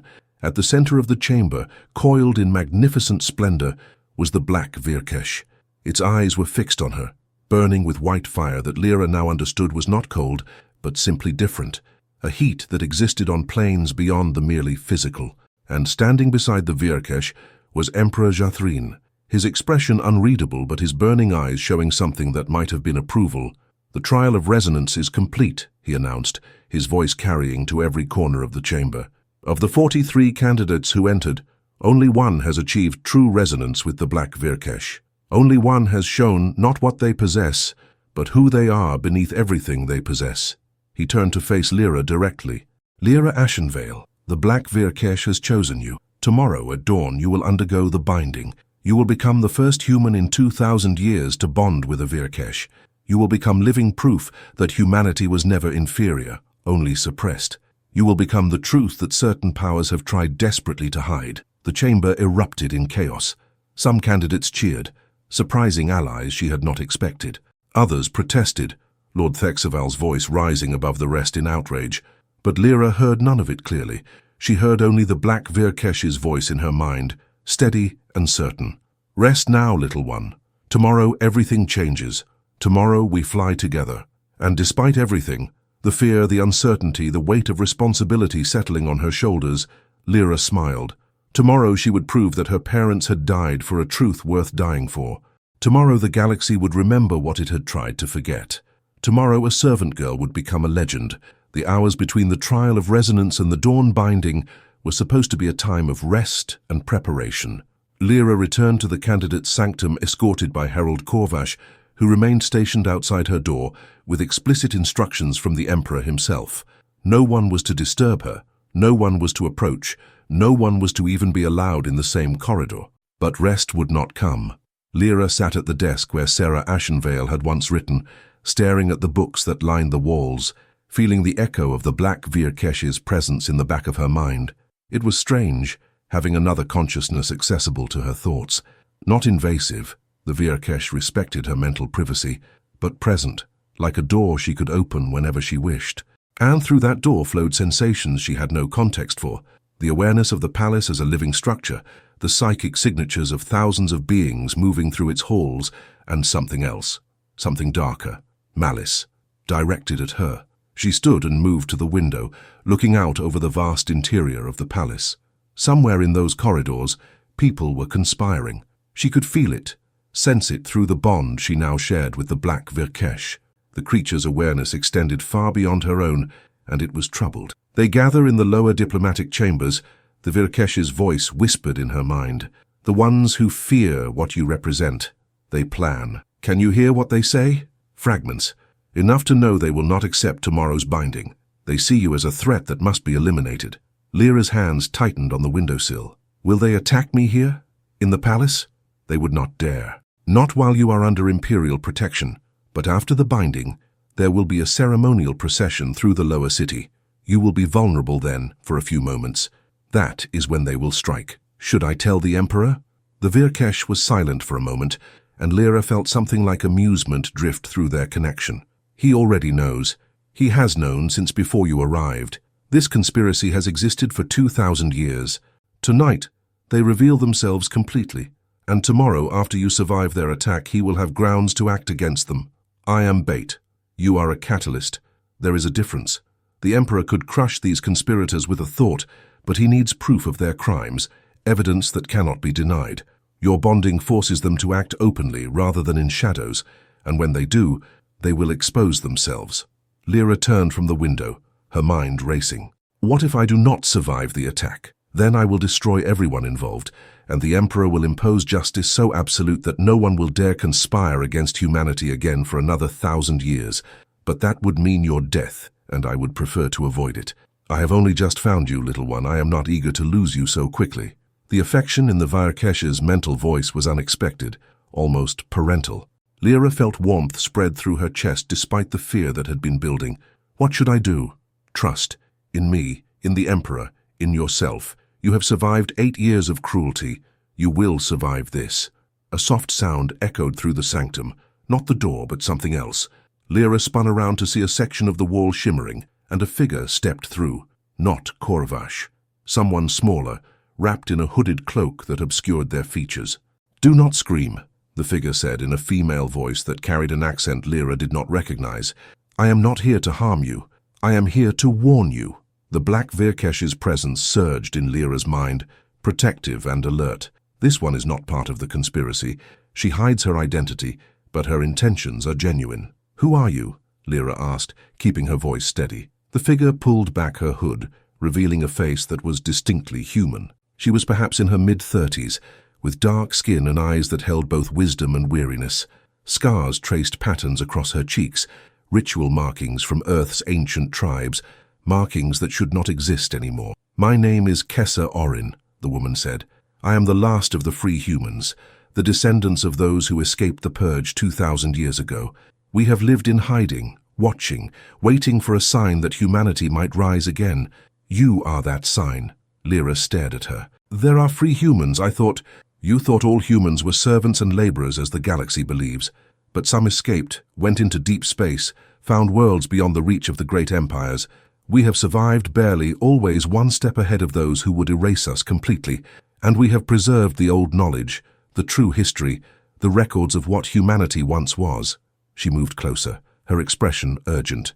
"The conspiracy that killed your parents is larger than you know. It is not just a few noble houses. It is a coalition that spans dozens of species, hundreds of powerful families, all united by one thing, their fear of what humanity represents. They will not let you complete the binding. They cannot. Because if you succeed, if you prove that humans can bond with Vyr'kesh, their entire narrative collapses. The servitude they have imposed, the laws they have passed, the suppression they have maintained, all of it becomes exposed as a lie." "The Emperor knows about the conspiracy," Lira said. "He is using my binding to draw them out." "Yes, and it is a dangerous game. Because while he is powerful, he is still one being, and they are many. The attack tomorrow will not be a simple assassination. It will be coordinated, overwhelming, designed to kill you so quickly that even the Black Vyr'kesh cannot react in time." Kessa reached into her cloak and pulled out something that gleamed in the sanctum's light, a bracelet made of metal that seemed to shift colors as it moved. "This is veil steel, forged on old Earth before the Exodus. It is one of the few materials that can shield a wearer from psychic attacks. If you wear it tomorrow, it will buy you precious seconds when the attack comes. Seconds that might save your life." Lira took the bracelet, feeling its weight. It was warm to the touch, and when she slipped it on her wrist, she felt a subtle shift in her perception, as if a layer of protection had settled over her mind. "Why are you helping me?" Lira asked. "If you have stayed hidden for so long, why reveal yourself now?" "Because we are dying." Kessa's voice held deep sorrow. "The free humans number less than 10,000 now. We have no new bonded, no Vyr'kesh partners, no way to access the power necessary to truly rebuild. If we wait any longer, we will fade into extinction. But if you succeed, if you complete the binding and survive, you will become a beacon. Other humans will see what you have achieved and remember that we are capable of more than servitude, and perhaps finally we can come home." Tears filled Lira's eyes. She had thought she was alone, the last human who remembered what her father had taught her, but there were others, thousands of others, living in exile, waiting for hope. "I will not fail," she whispered. Kessa smiled, though it was a sad expression. "I believe you. The Vyr'kesh chose well." She pulled her hood back up. "I must go. The Emperor's guards are skilled but not omniscient. If I am discovered here, it will complicate matters. Wear the bracelet tomorrow. Trust your bond. And remember, you do not fight alone." She turned and stepped back through the shimmering wall, disappearing as silently as she had come. Lira looked down at the bracelet on her wrist, turning it slowly. The metal caught the light, and she could see symbols etched into its surface. Old Earth script, words she could barely make out, strength in compassion, victory in understanding. An unexpected ally, the Black Vyr'kesh murmured in her mind. The free humans. I did not know they still existed. Did you know about the conspiracy's plan for tomorrow? Yes, the Emperor and I have been monitoring their communications for months.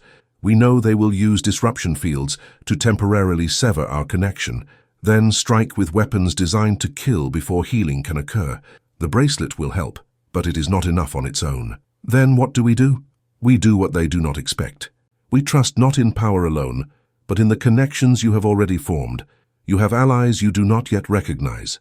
Before Lira could ask what that meant, a different sound echoed through the sanctum, the door opening. Herald Corvash entered, his obsidian features impassive but his burning eyes showing concern.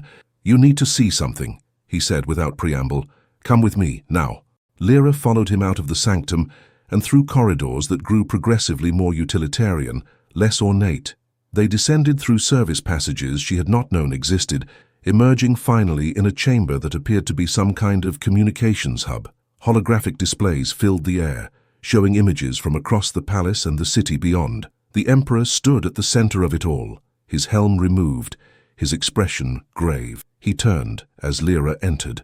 They are more organized than I anticipated, he said, gesturing to one of the displays. It showed a schematic of the lower city, with markers indicating positions, hundreds of them, forming a perimeter around the ceremonial route. They have mercenaries, assassins, even a few corrupted military units. The moment you step outside the palace's direct protection, they will strike from multiple angles, simultaneously. Your Majesty, perhaps we should cancel the procession, Corvash suggested. Complete the binding in private within the palace's defenses. No, Lira's voice surprised even herself. Both the Emperor and Corvash turned to stare at her. If I hide, if I complete the binding in secret, it proves nothing. The galaxy needs to see a human bond with a Vyr'kesh. They need to witness it openly, publicly, without shame or concealment. If I hide, I validate every belief that humans are inferior, that we should remain in shadows. You will likely die, the Emperor said bluntly. Then I die proving I was never weak. Lira met his burning gaze without flinching. My parents died trying to tell the truth. I can do no less. The Emperor studied her for a long moment. Then something like approval flickered across his features. You sound like your ancestor. Sarah said almost the same words when she refused the warrior's bond. She told me that some truths were worth dying for, but no truth was worth becoming a monster for. She was right. She was. But she was also fortunate that the situation did not force her to test that conviction. The Emperor turned back to the displays. Very well. The procession will proceed as planned, but we will not be unprepared. Corvash, deploy the Shadow Guard along the route. They are to remain invisible until the attack begins, then neutralize threats with extreme prejudice. At once, Your Majesty. And Lira, the Emperor's voice softened slightly. Tomorrow you will not be alone. The bond you share with the Black Vyr'kesh means that its full power will be accessible to you, even as a newly bonded. Trust in that. Trust in the connection we have formed, and most importantly, trust in yourself. You have already survived what would have destroyed most beings. You can survive this. Lira bowed, more from instinct than protocol. Thank you, Your Majesty. She returned to the sanctum with Corvash, her mind whirling with everything she had learned. The free humans, the extent of the conspiracy, the danger that awaited her, and beneath it all, the steady presence of the Black Vyr'kesh, ancient and powerful, and utterly committed to ensuring she survived. Sleep, the creature urged gently. Tomorrow will be the most important day of your life. You need rest. Lira lay down on the bed, but sleep seemed impossible. Her mind would not quiet, scenarios playing out endlessly.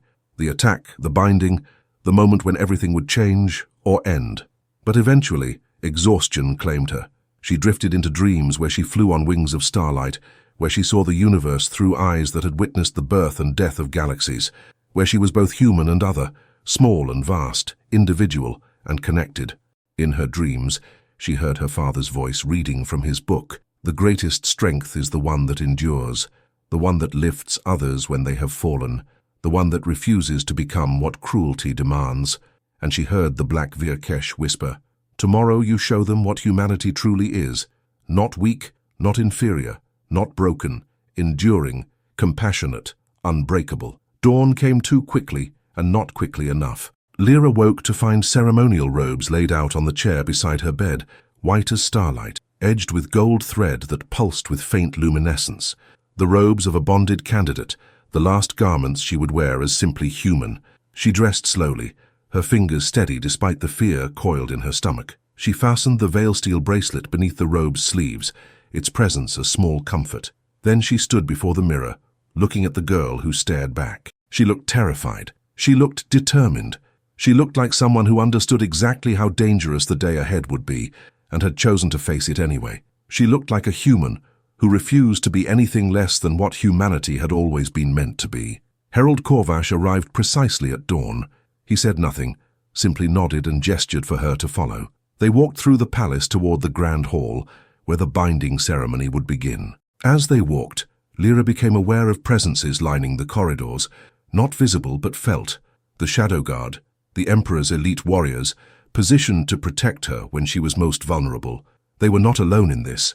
They had never been alone. The doors to the grand hall opened, and Lira stepped through into brilliant light, into the gaze of thousands of delegates from across the galaxy, into the moment that would define not just her life, but the future of every human in existence. At the center of the hall, the Black Vyr'kesh waited, coiled in magnificent splendor, and beside it the Emperor raised his staff, his voice echoing through the chamber and beyond, broadcast to every corner of the known galaxy. Let the binding begin. Lira walked forward, each step taking her closer to destiny. Behind her, in the shadows, conspirators prepared their attack. Ahead of her, bonded to a consciousness older than civilizations, waited the truth that would change everything. She had survived 8 years of cruelty to reach this moment. She would survive whatever came next. She was human, and that had never been a weakness. It had only ever been a strength the galaxy had forgotten how to recognize. The Grand Hall had been transformed overnight.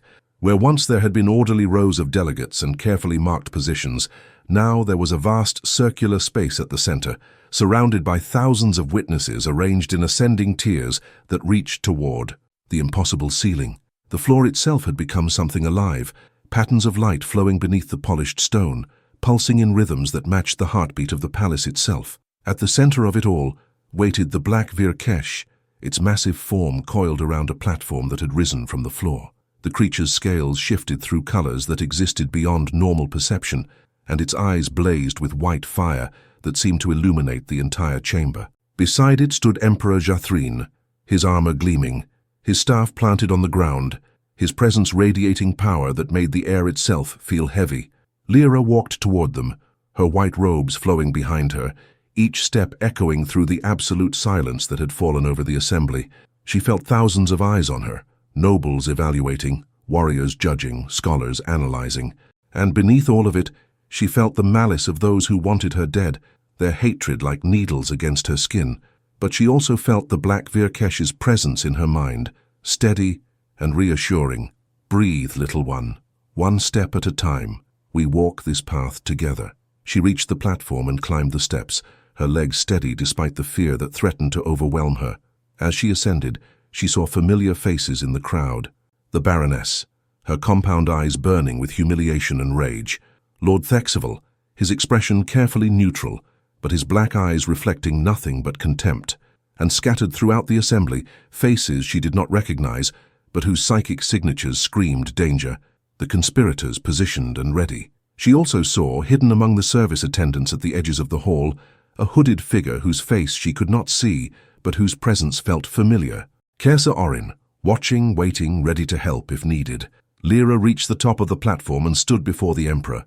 He regarded her for a long moment, then spoke, his voice amplified through both technology and psychic power, reaching every corner of the hall and broadcasting across the entire planet. We gather today to witness an event that has not occurred in 2,000 years, he began. A human, bonding with a Vyr'kesh. Many of you believe this is impossible. Many of you believe that humans lack the capacity for such a connection. You believe this because you have been taught to believe it, because your ancestors conspired to make it so, because the truth of what humanity once was threatened the power structures you now enjoy. A murmur rippled through the crowd. Several nobles shifted uncomfortably. But truth has a way of surviving, even when buried for millennia. And today that truth stands before you in the form of Lira Ashenvale, daughter of scholars, descendant of Lira Ashenvale, who stood in this very hall 1,000 years ago. Today you will witness what your ancestors tried to erase. Today humanity reclaims its place among the bonded. He turned to Lira, and his burning eyes softened slightly. Lira Ashenvale, do you understand what you are about to undertake? The bond you will form is permanent and irreversible. You will be changed forever, transformed into something between human and other. You will share consciousness with an entity that has existed since before your species learned to speak. You will carry responsibilities that will consume your entire life. There is no returning to what you were. Do you accept this? Lira's voice came out steady and clear. I accept. Do you accept it freely, without coercion, understanding that you could walk away even now? I accept it freely. Then kneel before the Black Vyr'kesh and let the binding commence. Lira knelt on the platform, her hands resting on her thighs, her head bowed. The Black Vyr'kesh uncoiled from its position, moving with fluid grace until its massive head hovered directly above her. She could feel the heat of its breath, smell something like ozone and starlight, sense the vast consciousness preparing to merge more deeply with her own. The Emperor raised his staff, and the crystal at its peak flared with brilliant light. The patterns beneath the floor blazed brighter, and suddenly Lira felt as if she were kneeling at the center of the universe itself. The binding requires 3 things, the Emperor intoned. First, the opening of the mind. Second, the sharing of essence. Third, the sealing of the bond. We begin with the opening. The Black Vyr'kesh lowered its head until its forehead touched Lira's, and the world exploded into consciousness. She gasped as the full weight of the creature's mind flooded into hers, not gently, as it had during the trial of resonance, but completely, holding nothing back. She felt its memories, 3 million years of existence, of witnessing stars being born and dying, of bonding with hundreds of beings across dozens of species, of learning what it meant to be both individual and connected. She felt its loneliness, the isolation of being the last of its kind to remember the time before bonding, when the Vyr'kesh had been solitary hunters in the void between galaxies. She felt its joy when it had first bonded with Jar-Threen, discovering that connection could ease the ache of eternity, and she felt its desperate hope that a secondary bond might bring balance, perspective, a view of the universe from a position other than absolute power. In return, the Vyr'kesh experienced her memories, 16 years of human life, of love and loss, of cruelty endured and compassion chosen. It felt her grief for her parents, her determination to survive, her stubborn refusal to let suffering make her cruel. It tasted her humanity in ways no other being ever had, understanding finally what it had been searching for. You are perfect, it whispered in her mind, not despite your hardship, but because of it. You understand what it means to be small, and that understanding is what I need, what we need. The opening is complete, the Emperor announced. Now, the sharing of essence. The Black Vyr'kesh's body began to glow, scales becoming translucent, revealing not flesh and bone but pure energy, consciousness made visible. A tendril of that energy, silver-white and pulsing with life, extended from the creature's chest and touched Lira's heart. She cried out as power flooded into her. Not painful but overwhelming, like trying to contain an ocean in a cup. Her body began to change, cells restructuring themselves to accommodate the connection. Her senses expanded exponentially. She could suddenly hear the heartbeats of everyone in the hall, feel the psychic signatures of thousands of minds, sense the very structure of the palace around her as if it were an extension of her own body. Her eyes burned, and when she opened them, she knew they were no longer simply grey. They now held flecks of white fire, echoes of the Vyr'kesh's own gaze. The sharing is complete, the Emperor said, his voice distant now, as if Lira were hearing it from underwater. Now, the sealing of the bond. This is the moment of no return. Speak the words, Lira Ashenvale, and let the galaxy bear witness. Lira's lips moved, but the words came from somewhere deeper than her conscious mind, ancient phrases in a language that predated even old Earth standard. I bind myself to you, eldest of the bonded, across time and space and consciousness. I offer my strength to ease your burden, my perspective to balance your power, my humanity to remind you of what it means to be small. Let us be separate and together, individual and connected, human and other. The Black Vyr'kesh's mental voice echoed hers, speaking the same words in reverse. I bind myself to you, daughter of Earth, across time and space and consciousness.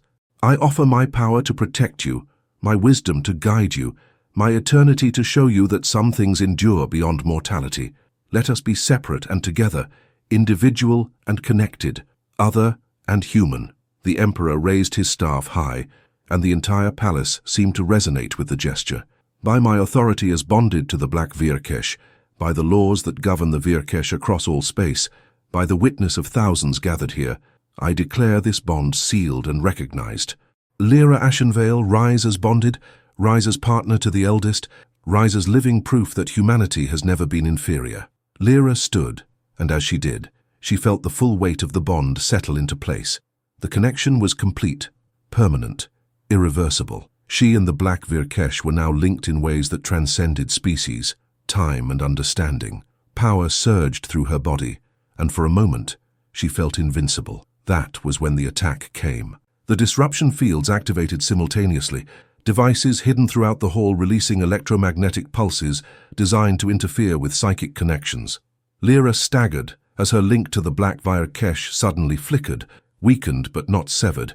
The veil steel bracelet was working, dampening the worst of the disruption. Assassins erupted from the crowd, emerging from among the delegates with weapons drawn. Plasma blades, molecular disruptors, projectile weapons from a dozen different worlds, all aimed at Lira.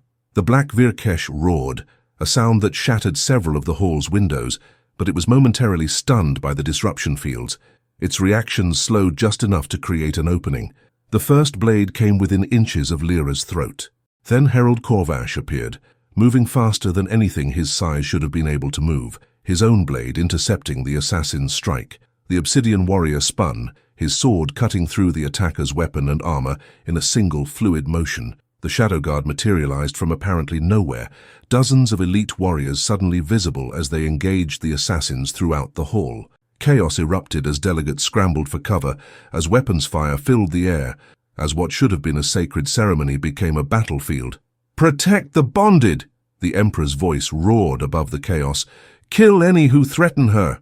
But there were too many attackers, and they were too well coordinated. Lira saw Lord Thexval standing calmly amid the chaos, his black eyes watching her with cold satisfaction. He raised one hand, and Lira felt psychic pressure slam into her mind like a battering ram. The veil steel bracelet flared with heat, absorbing most of the attack, but the impact still drove her to her knees. Blood trickled from her nose. "Up!" The Black Vyr'kesh's voice screamed in her mind. "Stand up. You are bonded now. You are not helpless." Lira forced herself to stand, and as she did, she remembered what the Emperor had said. The bond meant the Vyr'kesh's power was now accessible to her. She reached for it, not with her hands, but with her mind, pulling on the connection between them. Power answered. Her eyes blazed with white fire as she extended one hand toward Lord Thexval. Energy erupted from her palm, not destructive but deflective, a psychic shield that reflected his attack back at him. The Valorian noble staggered, shock replacing his confidence. "Impossible," he breathed. "You are newly bonded.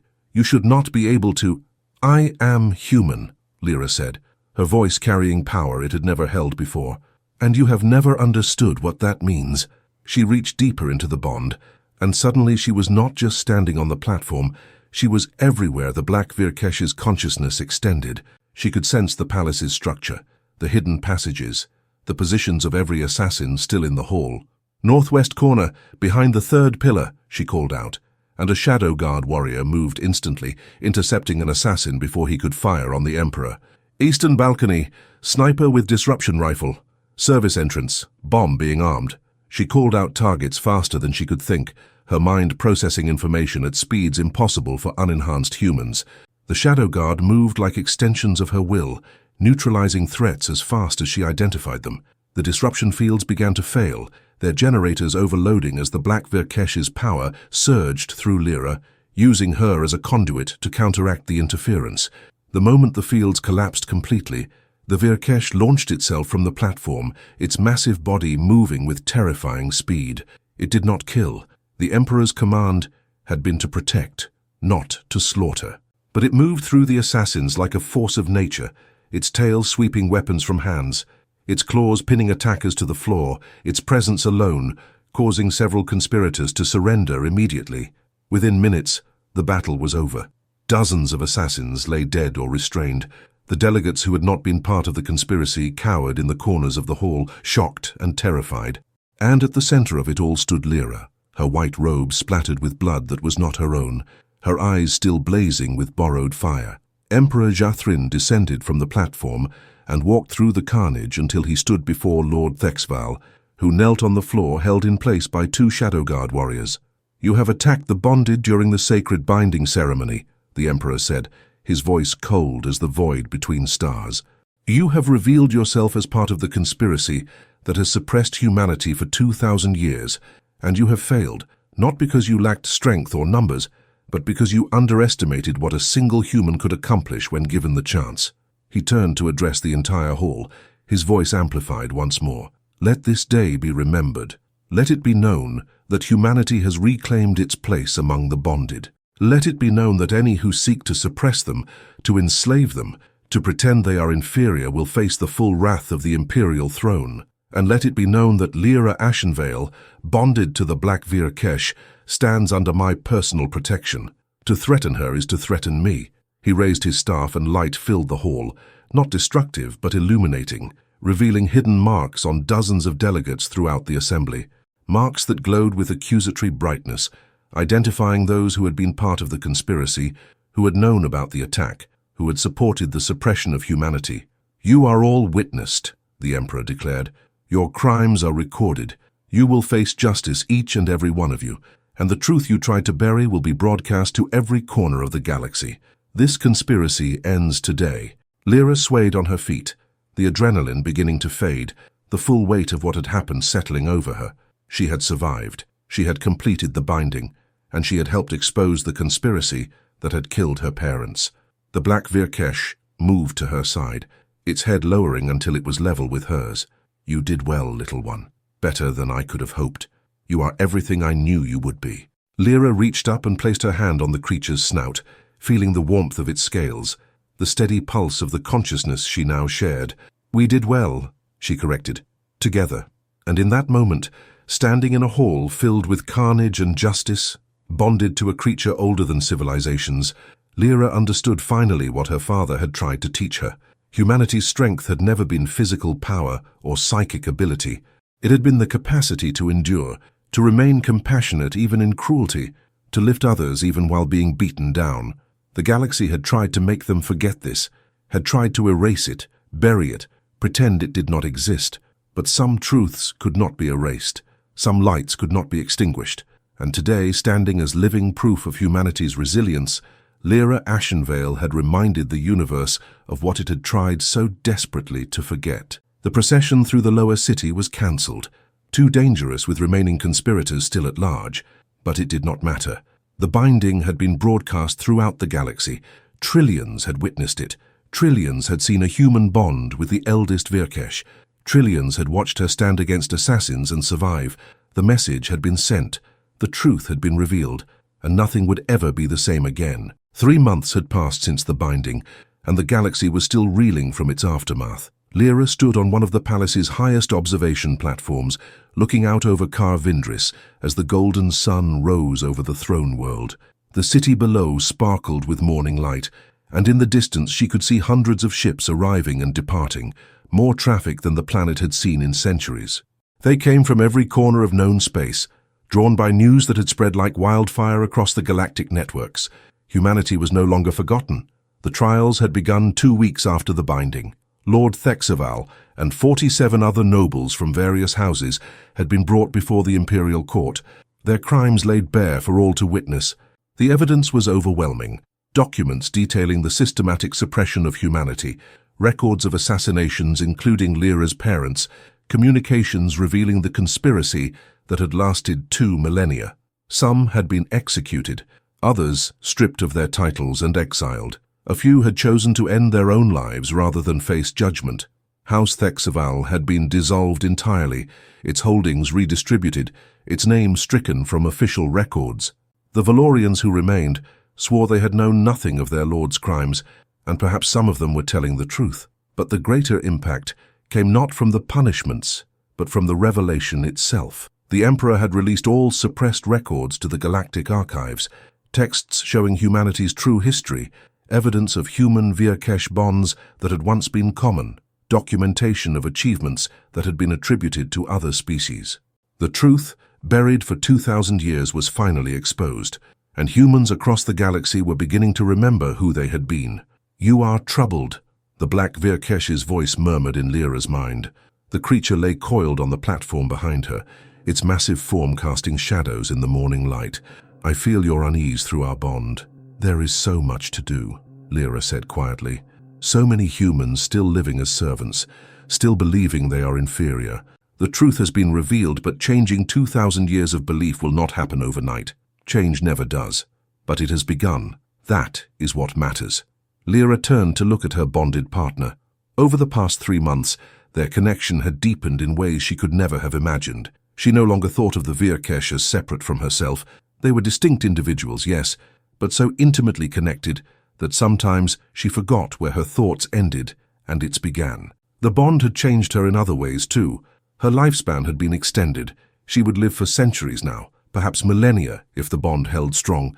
Her physical abilities had been enhanced, making her faster and stronger than any unenhanced human, and her psychic sensitivity had developed to the point where she could sense emotional states across vast distances, read intentions in a glance, and project her consciousness through the palace as easily as walking through a door. But the greatest change was simpler than all of that. She no longer doubted her worth. The universe had tried to convince her she was nothing, and she had proven it wrong. Not through arrogance or pride, but simply by being exactly who she had always been. Compassionate, resilient, unwilling to let cruelty define her. Footsteps echoed behind her. Lira turned to see Emperor Jathrin approaching, his helm absent as it often was now when they met privately. In the months since the binding, he had become something like a mentor to her, teaching her how to navigate the complexities of imperial politics, how to use her new power responsibly, how to remain human even while bonded to something inhuman. "The delegation from the free humans has arrived," he said without preamble. "Kessa Orin requests an audience with you. She says it is urgent." Lira's heart quickened. She had been in regular contact with Kessa since the binding, learning about the free humans who had survived in exile, but this was the first time they were meeting officially, in the palace, as equals rather than conspirators in shadows. "Where are they?" "The diplomatic hall. I thought you would want to meet them there rather than in the throne room. Less formal, more appropriate for what this represents." They walked together through the palace, the Black Vyr'kesh following silently. Lira had grown accustomed to the stares she received, nobles and delegates still adjusting to seeing a human walk as an equal rather than a servant, seeing the white fire in her eyes that marked her as bonded, seeing the eldest Vyr'kesh treat her with the same respect it showed the Emperor himself. Some of those stares held resentment, but many held something else. Hope. They reached the diplomatic hall to find Kessa waiting with a group of 20 other humans, men and women of various ages, all bearing the weathered look of people who had lived hard lives in hiding. They wore simple clothes, practical rather than ornate, but each one carried themselves with dignity that came from knowing they had survived when others had tried to erase them. When Lira entered, they all stood, and to her shock, they bowed. "Please, do not," Lira said quickly, moving forward. "For you are not my servants. You are my people." Kessa straightened, a smile crossing her scarred face. "We do not bow to you as subjects, Lira Ashenvale. We bow in respect for what you have accomplished, for the truth you have revealed, for the hope you have given us." She stepped forward and embraced Lira, a gesture so unexpected and so human that Lira felt tears spring to her eyes. When was the last time someone had hugged her? When was the last time she had felt the warmth of simple human contact, without hierarchy or obligation? "We have come to ask for your help," Kessa said as they separated. "The free humans number less than 10,000 now, scattered across a dozen hidden colonies. We have survived, but barely. We lack resources, technology, protection. Now that the truth is known, we want to come home. We want to reclaim our place in the galaxy. But we cannot do it alone." Lira looked to the Emperor, who nodded slightly. They had discussed this possibility. "The Empire will grant the free humans full citizenship and protection," Lira said. "You will be given worlds to settle, resources to rebuild, and the same rights as any other species under imperial law. But more than that, I want to establish something new.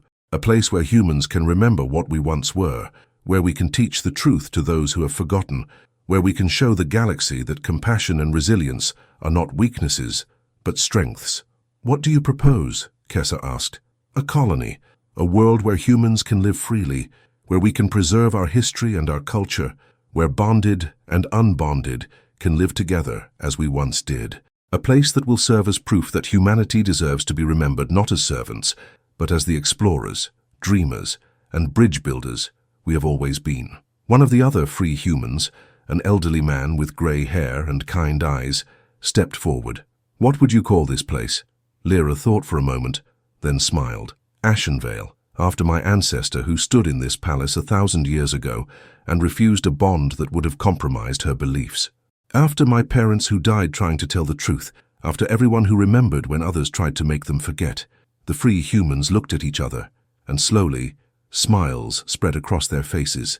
Not just acceptance, but joy. Then we will build Ashenvale together, Kessa said, and it will be a beacon for every human in the galaxy who still dreams of something better. The Emperor stepped forward. I will personally allocate resources for this colony. Ships, supplies, protection until you are established, and I will declare Ashenvale a protectorate of the imperial throne, ensuring that no force can threaten it without facing the full might of the Empire. Thank you, Your Majesty. Kessa bowed, and this time her gesture was one of genuine respect rather than obligation. Do not thank me. Thank the girl who refused to believe she was worthless, who survived 8 years of cruelty and chose compassion anyway, who stood before the Black Vyr'kesh and showed us all what humanity truly is. The Emperor turned to Lira. You have given your species back their future. That is a gift beyond measure. After the meeting concluded and the free humans departed to begin preparations, Lira found herself once again on the observation platform, watching the sun set over Kar Vindris. The Black Vyr'kesh lay beside her, its head resting on the platform's edge, its eyes half closed in contentment. Do you think it will work? Lira asked aloud. Do you think humanity can truly reclaim what was taken from us? I have lived for 3 million years, the Vyr'kesh replied. I have seen civilizations rise and fall, species emerge and go extinct, empires that seemed eternal crumble into dust. And through it all I have learned one truth. Those who endure are not always the strongest or the most advanced. They are the ones who remember who they are, who refuse to let others define them, who find strength in compassion rather than cruelty. It lifted its head to look at her directly, its white fire eyes reflecting her own. Humanity was suppressed because those in power feared what you represented, the ability to form bonds based on understanding rather than dominance, to see others as equals rather than tools. They tried to erase you because you threatened their control, but they failed to understand that some things cannot be erased, some lights cannot be extinguished. Lira placed her hand on the Vyr'kesh's snout, feeling the warmth of its scales, the steady pulse of shared consciousness. I miss them, she said quietly. My parents. I wish they could see this. I wish they could know that their deaths were not meaningless. They know. I promise you. Wherever consciousness goes after death, they know, and they are proud. Months turned into years, and Ashenvale grew from an idea into reality. The colony was established on a world that had once been inhabited by humans before the Purge. Ruins of ancient cities were discovered, artifacts that proved humans had once thrived there. The free humans came out of hiding, 10,000 growing to 50,000 as word spread that there was a place where humanity could live without servitude. But more than that, humans across the galaxy began to awaken. Those who had been servants started asking questions, started demanding better treatment, started remembering that they were capable of more than scrubbing floors and carrying burdens. Some left their positions and sought passage to Ashenvale. Others stayed where they were but organized, forming communities and support networks, proving that humans could stand together. Not all of it was peaceful. Some nobles resisted, tried to maintain the old order, even resorted to violence. But the Emperor's decree was absolute. Humanity was under imperial protection, and any who harmed them would face swift justice. Slowly, painfully, the galaxy began to change. 5 years after the binding, the first new human-Vyr'kesh bond formed. A young woman from Ashenvale, a farmer's daughter who had grown up hearing stories of Lira Ashenvale, underwent the ritual of choosing and bonded with one of the lesser Vyr'kesh, a creature of water and wind that had been seeking a partner for centuries. Lira attended the ceremony, standing beside the emperor as witness. When the bond sealed and the young woman rose with eyes that now reflected the colors of deep ocean, Lira felt something break open in her chest. Not pain, but overwhelming joy. She was no longer the only one. Humanity's return had truly begun. 10 years after the binding, Lira stood once more in the grand hall, but this time not as a frightened servant or a candidate facing judgment. She stood as Councillor Ashenvale, representative of humanity on the Imperial Council, advisor to the Emperor, and bonded partner to the Black Vyr'kesh. She was addressing an assembly that included delegates from every major species, including dozens of humans who now held positions of authority and respect. "We gather today to commemorate the 10th anniversary of the Remembering," she said, her voice carrying through the hall with the confidence of someone who had earned her place through trial and transformation. 10 years ago, the truth was revealed that humanity had been systematically suppressed, our achievements erased, our potential denied. 10 years ago, a conspiracy that lasted 2 millennia was finally exposed. She paused, looking out over the assembly. Some faces were familiar. Herald Corvash, who had become one of her closest allies. Kessa Orin, now governor of Ashenvale. Even the Baroness, stripped of her titles but allowed to live, sitting in the back rows with an expression of complicated emotion. But today I do not speak of what was taken from us. I speak of what we have reclaimed. In 10 years, humanity has grown from a species of servants to a people of partners, explorers, builders, and dreamers. We have established colonies, formed bonds, taken our place among the stars not as conquerors, but as contributors. We have proven that compassion is not weakness, that resilience is not submission, that choosing to lift others rather than dominate them is the truest form of strength. She felt the Black Vyr'kesh's presence in her mind, supporting her, amplifying her words so that every being in the hall felt not just heard them, but felt their truth. "I stand before you as living proof that we were never inferior. I am bonded to the eldest Vyr'kesh, partner to consciousness that existed before most of your civilizations were born, and I am human, simply, completely, proudly human. I have not become something else. I have become more fully what I always was." She raised one hand, and light gathered in her palm, not destructive force, but gentle illumination, the power of the bond used not to conquer, but to reveal. "This is my message to every human in the galaxy, whether you live on Ashenvale or serve in noble houses, whether you have bonded or remain unbonded. Remember who you are. Remember that you are descendants of explorers who walked among the stars before empires existed. Remember that your capacity for compassion, for understanding, for seeing the divine in all things is not a flaw, but a gift. Remember, and let no one ever make you forget again." The hall erupted in response, not just applause, but something deeper: recognition, acceptance, the acknowledgement that something fundamental had shifted in the galaxy's understanding of what humanity represented. As the assembly dispersed, Lira found herself approached by a young human girl, perhaps 8 years old, who looked at her with wide eyes full of wonder. "Is it true," the girl asked shyly, "that you were a servant before you bonded?" Lira knelt down to meet the child at eye level. "Yes, for 8 years I scrubbed floors and carried burdens, and was told every day that I was worthless." "But you are not worthless." "No, I never was, and neither are you." Lira placed her hand gently on the girl's shoulder. "Remember that. Whatever anyone tells you, whatever hardship you face, remember that your worth is not determined by what others think of you. It is determined by who you choose to be when no one is watching, when there is no reward for kindness, when compassion costs you everything and you choose it anyway." The girl's eyes filled with tears, but she smiled. "I will remember." As the child ran back to her parents, the Black Vyr'kesh's voice echoed warmly in Lira's mind. "You are teaching them what I taught you. The cycle continues. The truth spreads." "It is all I can do," Lira replied silently. "Share what I learned, what you showed me, what my parents died trying to prove. It is enough, more than enough. You have changed the galaxy, little one, not through conquest or dominance, but through the simple act of refusing to become what cruelty demanded. That is the most revolutionary thing of all." That night, Lira returned to the candidate's sanctum. She had kept it as her personal quarters, unable to abandon the space where Lira Ashenvale had once lived, where her own journey had truly begun. She sat at the desk and opened the old book, her father's book, the one that had sustained her through 8 years of servitude. She turned to the passage she had read 1,000 times. They will tell you that you are small, insignificant, weak. They will point to your lack of claws, your soft skin, your short lives. But remember this, child of Earth, the greatest strength is not the one that destroys. It is the one that endures. It is the one that lifts others when they have fallen. It is the one that refuses to become what cruelty demands. Tears slipped down her cheeks, but they were not tears of sadness. They were tears of completion, of fulfillment, of knowing that the words had proven true in ways even her father could not have imagined. She picked up a pen and turned to the first blank page in the book. Then, in careful handwriting, she began to write.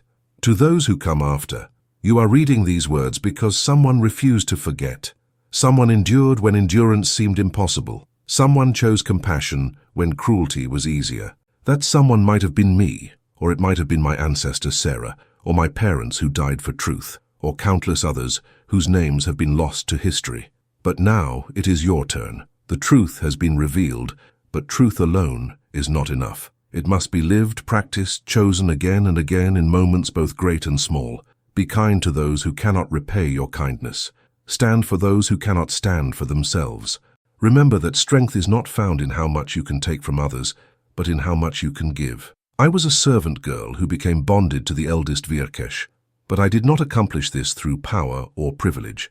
I accomplished it by refusing to believe I was worthless, by surviving cruelty without becoming cruel, by remaining human even when the universe tried to make me less. You can do the same, not by bonding with Vyr'kesh, that may never be your path, but by living in a way that honors what humanity has always been. Explorers, dreamers, bridge builders, those who see the divine in all things and choose compassion even when it costs everything. Remember who you are. Remember who we were. Remember who we will always be. And never, ever let them make you forget again. She signed it simply. Lira Ashenvale, bonded, counselor, and most importantly, human. Then she closed the book and placed it back on the shelf, next to dozens of others that told humanity's true story. One day, someone else would need these words. One day, someone else would sit at this desk, frightened and uncertain, needing to remember that they were not alone. And they would find what Lira had found, that humanity's greatest strength had never been physical power or psychic ability. It had been the simple, stubborn, beautiful refusal to let cruelty define them. Outside the window, the imperial star set over Karvindris, painting the sky in shades of gold and amber. And in the growing darkness, the Black Vyr'kesh spread its wings, wings made of starlight and shadow, and sang. It was a song older than civilizations, a song of bonding and partnership, of two beings becoming greater than the sum of their parts, a song that had been silenced for 2,000 years, but now rang out across the galaxy once more. Humanity had been forgotten, suppressed, erased, but forgetting had never been permanent. Suppression had never been complete. Erasure had never been absolute, because some truths are written too deeply to be removed. Some lights burn too brightly to be extinguished. Some voices, no matter how small, refuse to be silenced. Lira Ashenvale had been that voice, and her echo would resound through the stars for millennia to come.